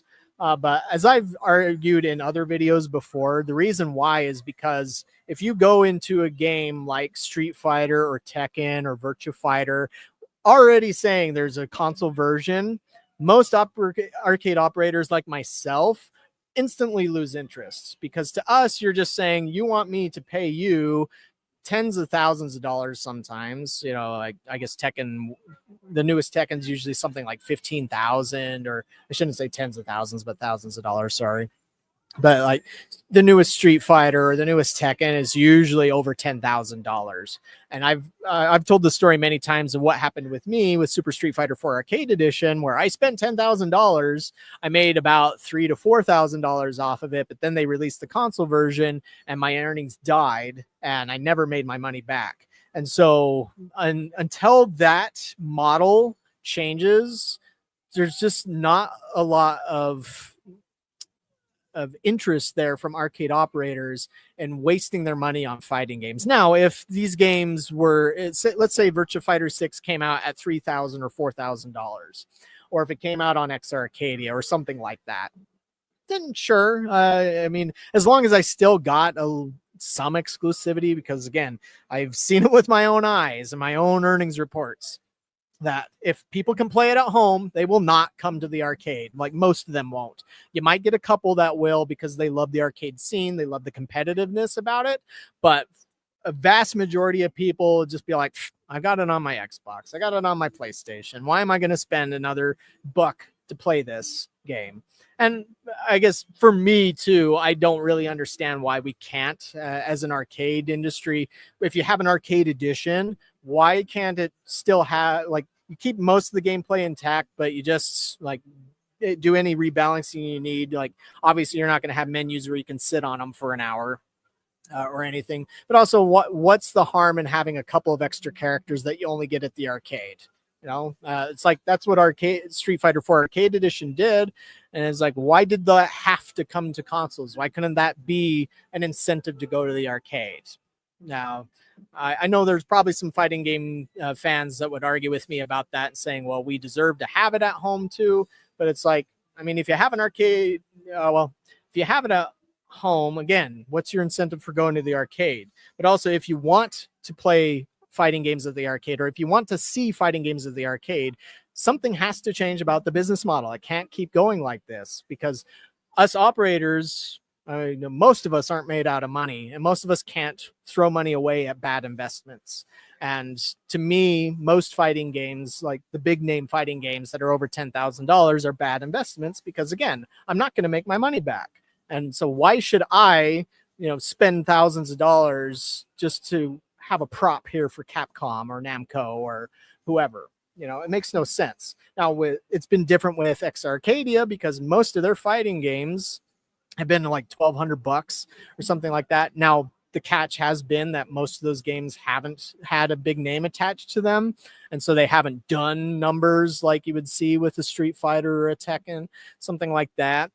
But I have noticed that if the game looks modern, like a 3D-ish style, like Kung Fu versus Karate Champ, Omen versus Sorrow, Omen of Sorrow, then it will do a lot better, because people see that and they're like, hey, that looks like a new game, as opposed to looking at something like Samurai Showdown 5 and they're like, oh, that looks like an old game.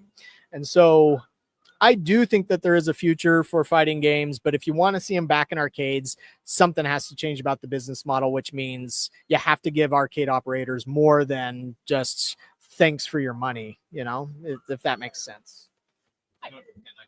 Oh, yeah. There you go. No problem.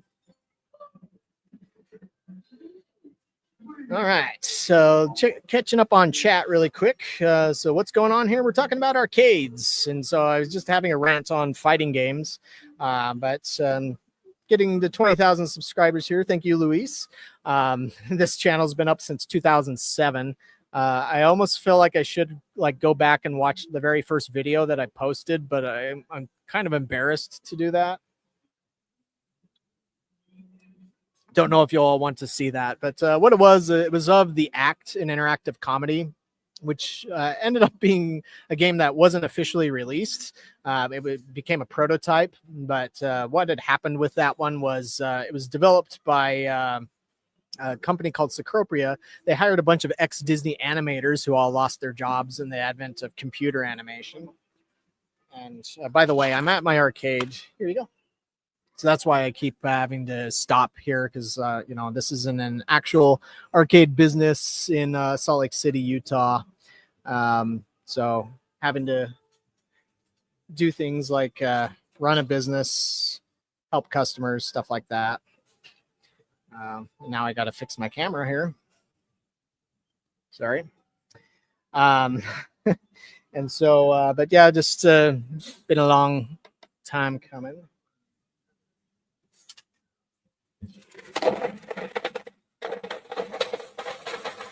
That's the sound of tokens falling into a bucket.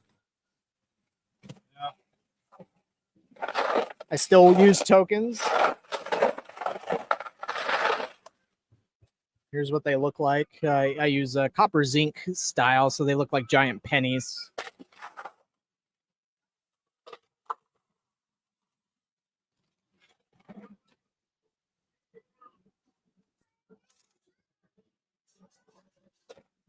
But I forgot an operator here who he's using he's coming to collect his earnings for the week out of his machines, but he needs his tokens counted on them. So that's what's going on here. So just a second. 300. It's 194. Yeah.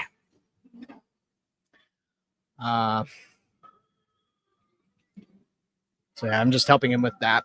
And so as an arcade operator, I own most of the equipment in my arcade, but there are a few machines like these prize merchandiser machines that I don't really care for, that I have a local operator that I work with where he owns the machines. He puts the prizes in them. He maintains them. I get a cut of it. Yeah, of course, he gets a majority cut because, you know, he needs to make some money at this too.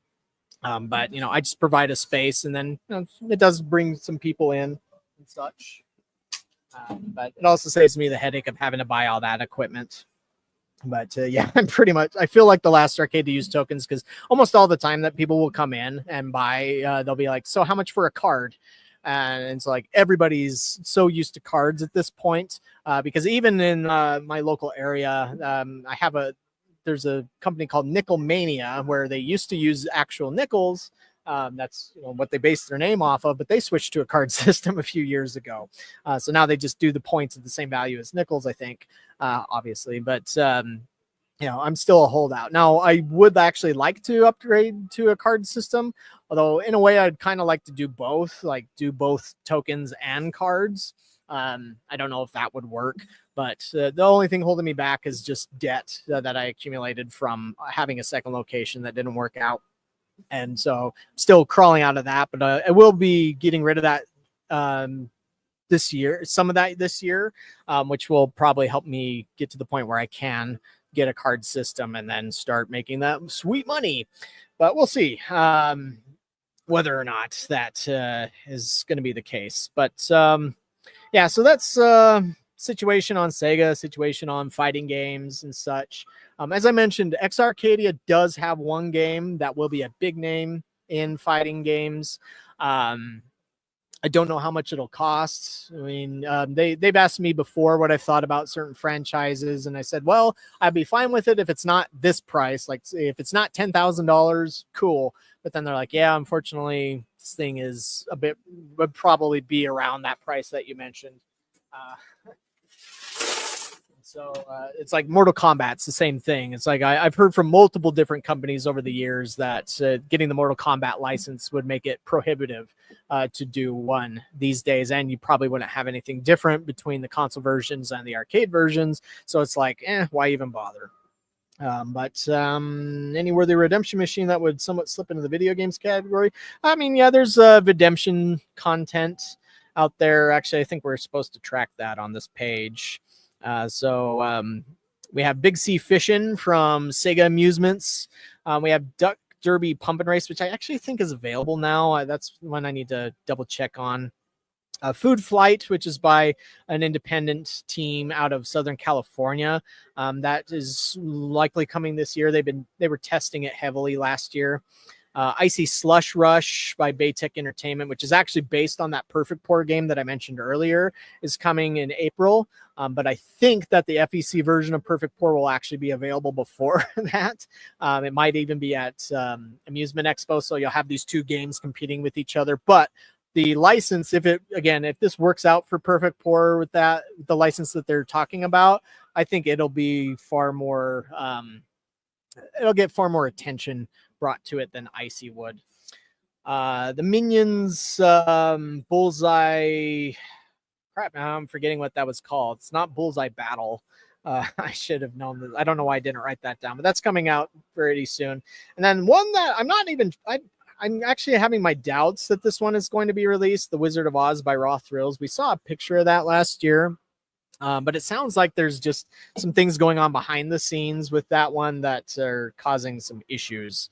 And so I don't know if that one will show up. But when I visited Raw Thrills back in October, their headquarters there in Skokie, there was no Wizard of Oz or anything like it that I saw in their graveyard. So, do you know?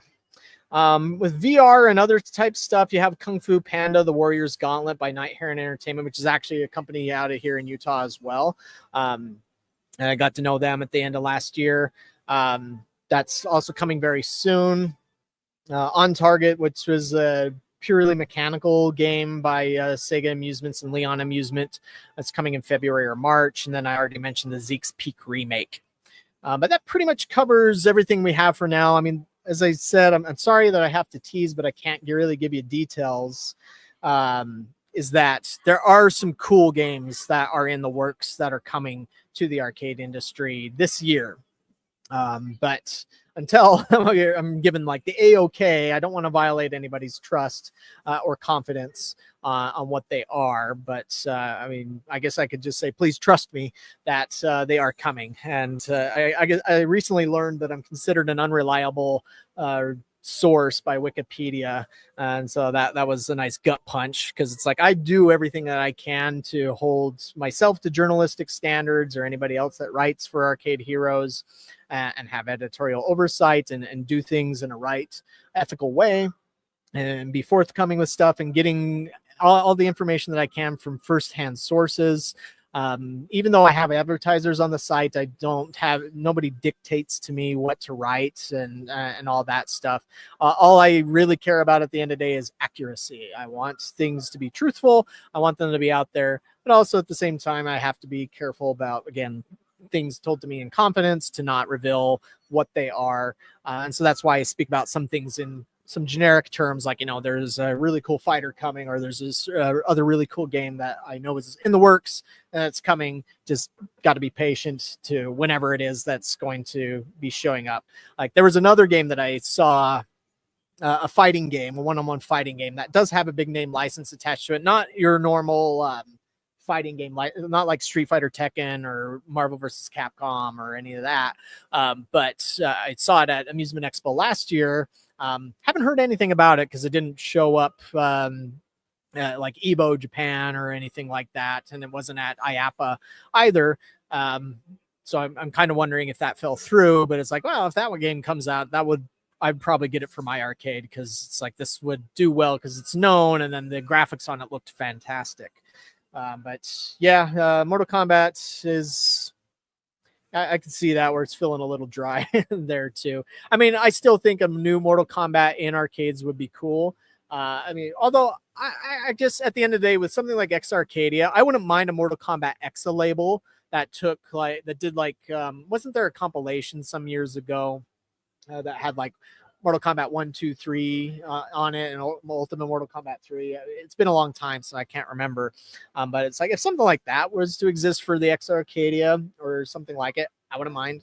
I wouldn't say no. I'd probably grab that.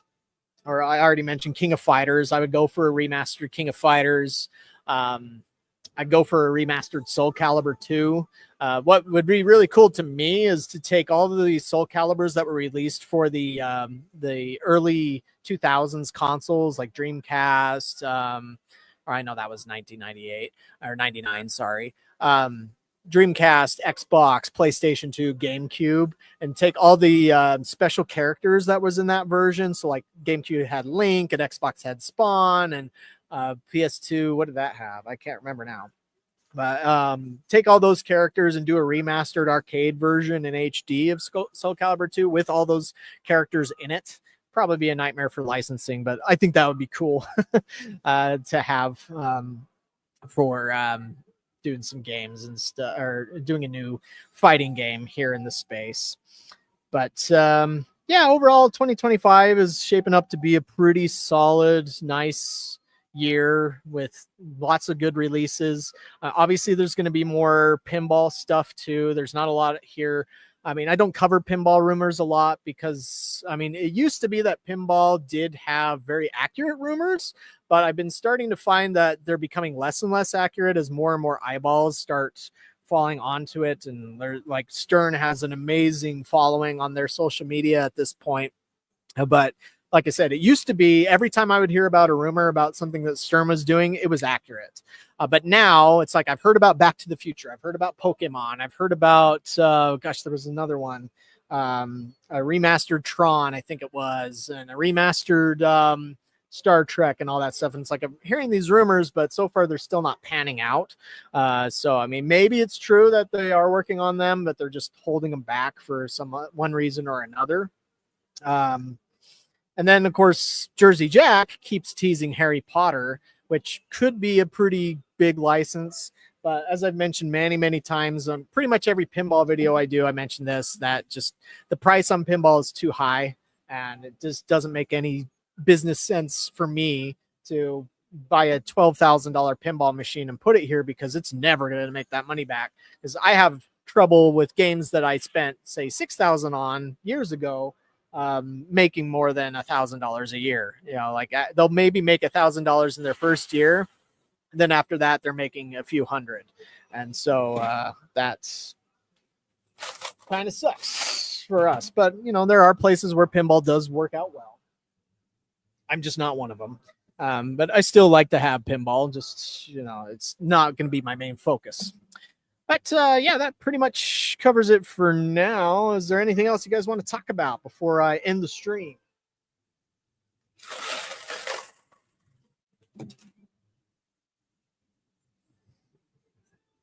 I'll give you a minute. Drink my drink. I mean, I would love to see a Virtua Fighter 6 for arcades. And thank you. And thank everybody that's a subscriber, a follower.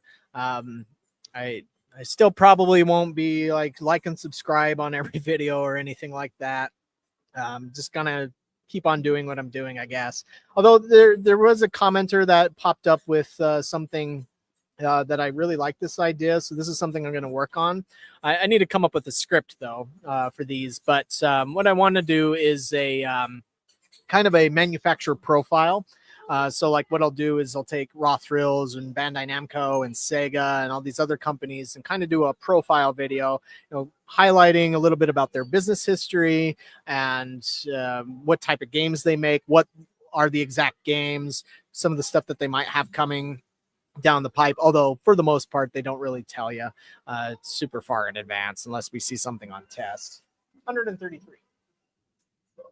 But I liked that idea because somebody was asking for that. And so we'll see about that here. Yeah, just pinball. The other thing that's frustrating about pinball, at least from a YouTube content production perspective, is how easily it gets dinged for copyright infringement. So I went to Pinball Expo last year and I filmed The Princess Bride. And I did that just as I do every single other game that's out there. But somebody in Italy who apparently has the rights to The Princess Bride did a copyright infringement claim on that video, but only on each segment that, like, on the playfield itself where it showed a small clip of the Princess Bride, they claimed that. And to me, it's like, this is absolutely ridiculous. For one, it's not full screen. It's not like I'm showing the movie. And so to me, that should be covered under fair use. But also, just like, there's a bunch of other stuff going on in the frame too. It's not just, you know, this one little thing. And so it's stupid. But, you know, unfortunately, since every single pinball machine has to be licensed these days, it becomes this minefield of doing stuff. I don't know what most pinball streamers do to get around that sort of thing, or if they're able to successfully dispute it or not.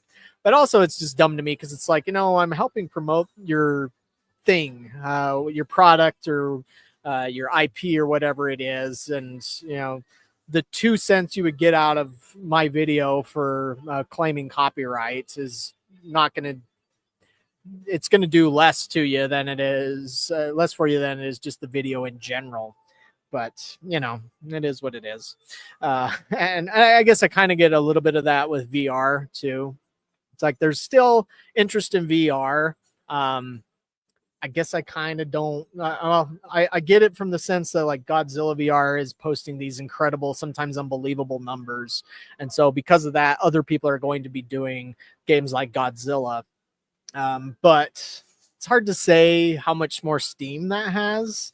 I mean, anybody who's watched me for a while knows that I'm not this big true believer into VR. It's like, I think, sure, it's got its place on the market, but for the people out there who are shilling so hard for it, where they're like, it's going to replace the flat screen display, it's like, no, it's not. It's like, I can just see that by just the fact that there's a small segment of the population that always has some sort of health issue, whether it's vertigo or whether it's headaches, migraines. Like, I get that now. I used to get vertigo after I got LASIK. I started having migraines after I'd used most VR. And so there's a lot of things you have to get right for VR to work where it doesn't cause those sorts of things. But there's enough consumers that have had a bad experience with it where they're not going to come back to it. And so there's so much, I guess you could say, tainting of that market that I find it unbelievable that the flat display is going to go away.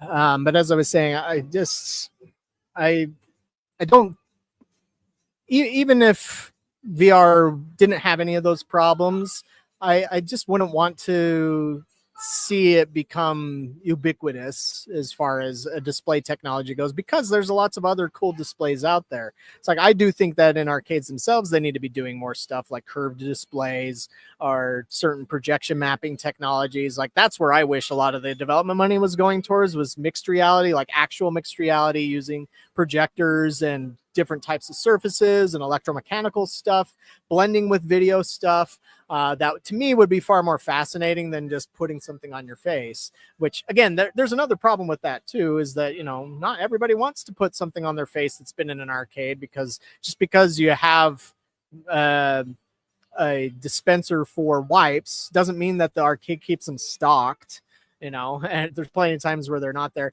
And then the other problem for me with VR stuff is just how much money you have to spend on keeping that crap going. You know, it's so expensive to replace not just the headsets, but also the cables that go to them. And so that becomes a problem too, that eats into your profits, because you're constantly having to spend money to replace it. And so with that, it's just like I said, it has its place, and obviously it can make money with the right game. But there's a lot of companies that I've already seen that have been trying this since Oculus Rift first came out, where, you know, they've crashed and burned and you don't hear about them ever again. And yeah, I would just like to see more development, more money being put into mixed reality type arcade content than VR content. But that's just me. And again, there are some decent or fun VR experiences. I do like Godzilla VR. I liked the Kung Fu Panda VR that I played.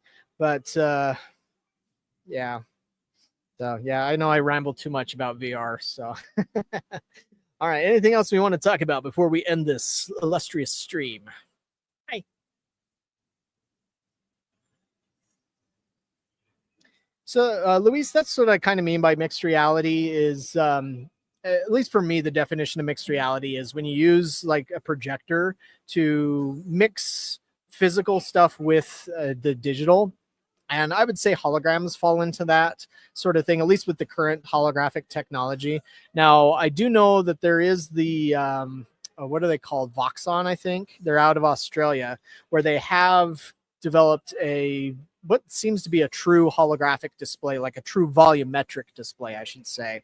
The problem is that I know several arcade companies have reached out to them, but the price on it is atrocious, and so it makes it so that it's too expensive. Hi, how can I help you?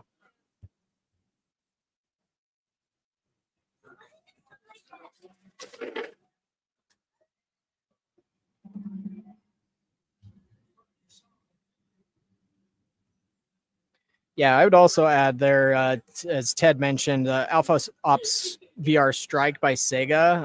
I did actually like that more than I liked VR Agent, and maybe it's because I was sitting down as opposed to standing up. But if you're not familiar with those two games that I just mentioned, they fused a VR headset into the back of a light gun, and so you have to hold it up to your face. But in VR Agent, I constantly found myself losing the focus because you had to keep your face perfectly straight with the headset for it to work. But for some reason, Alpha Ops VR Strike, I didn't have that problem like I had in VR Agent. And again, it's probably because with Alpha Ops, you're sitting down, and so you're not having to move your entire body so much. And also just the events in the game weren't causing you to, like, I noticed I wasn't like having to look up or down very much, or like all the way around or anything. And so maybe that's what helped. Um, I don't know. I've not heard of anybody getting any neck injuries from VR Agent or anything else, but or like that. But that is, I guess, more of a concern with VR than maybe other things, because I actually have seen some. I had a video on the channel a long time ago. I was asked to take it down. I can't remember if I just unlisted it or what, but I was at IAPA, which is a giant trade show for anybody who's new. And I was filming this Korean company, which had developed this new VR game where there was this plank and it was about 6 inches off the ground. And so in the game, you would just, for some bizarre reason, you would walk out on this plank, and in the game, it seems like you're on at the top of a skyscraper that's under construction, and you have all these drones coming at you, and you have to shoot them. But you have to go out to the end of the plank to collect something, and then you have to go back.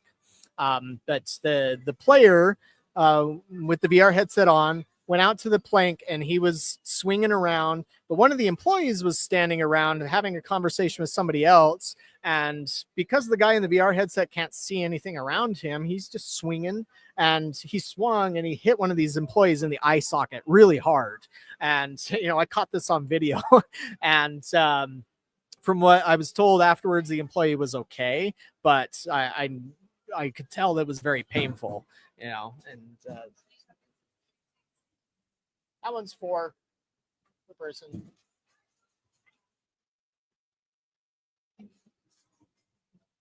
Sorry, just got more customers coming in, so I'll have to end anyways, so I can do that without constantly having to stop. But so yeah, there always is that potential that can happen there, but fortunately most of the games seem to, like Godzilla VR, I can't imagine anybody causing injury with that because everything's fixed in place. But I guess getting back to Luis's comments, I personally do see, to me, the ultimate future of arcade gaming is essentially Star Trek's holodeck. If we're ever able to get holograms to that kind of level, that's kind of where it's going. Hi, how can I help you? Sure. Yeah.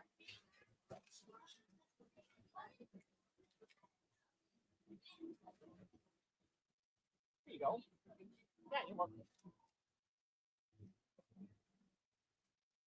Those are $7 each by a local artist.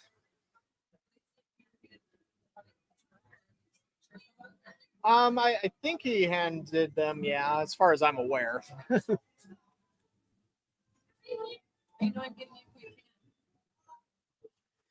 But yeah, so that's where I see the arcade industry ultimately going. But like I said too, I like variety in displays. Like if they still want to have flat panel displays, great. If you still want to use 2 panels, great. But I'd like to see the use of more curved displays. Like to me, the Fast and Furious arcade game that came out in 2023 probably be a little cooler if it used one of those curved displays like you see in Las Vegas with the different slot machines, and just have that all seamless instead of a black line in the middle. I mean, that'll obviously be a lot more expensive and a lot harder to replace than just the 2 TVs. So I get why they did that.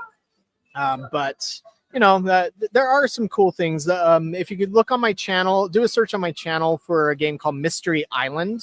It was from back in 2017. It actually wasn't released. It was by Touch Magics, but it was a mixed reality game, and they projection mapped onto an uneven object, and it was really cool, the effect. I think the only reason it might not have tested well is because the game itself needed work. But it's like that effect alone made it really cool. It's like if they had just improved the game itself, I think it would have been a winner.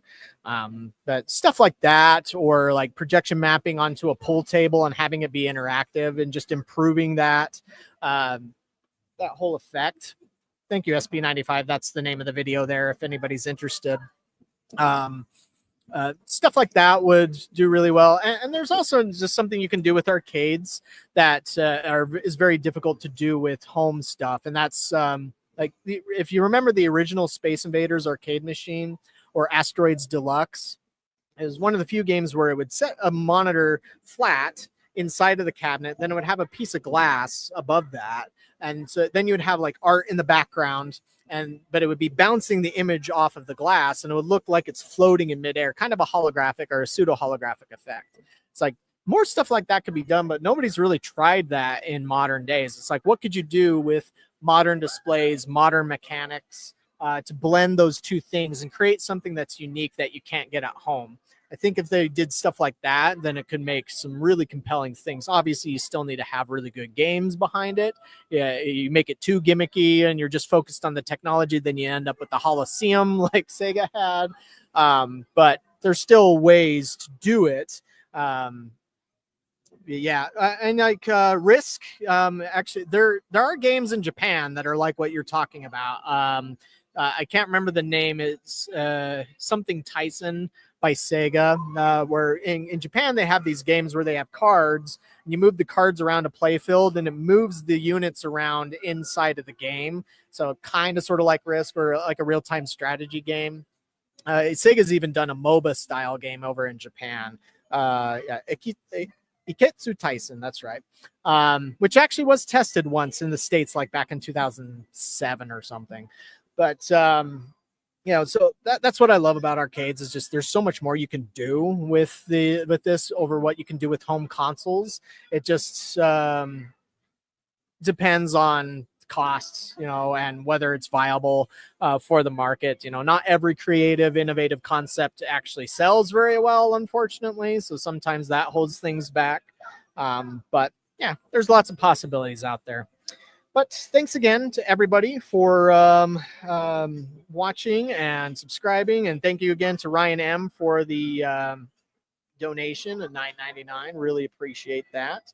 I guess we'll end this here unless anybody has anything else to say or to add that they want to talk about.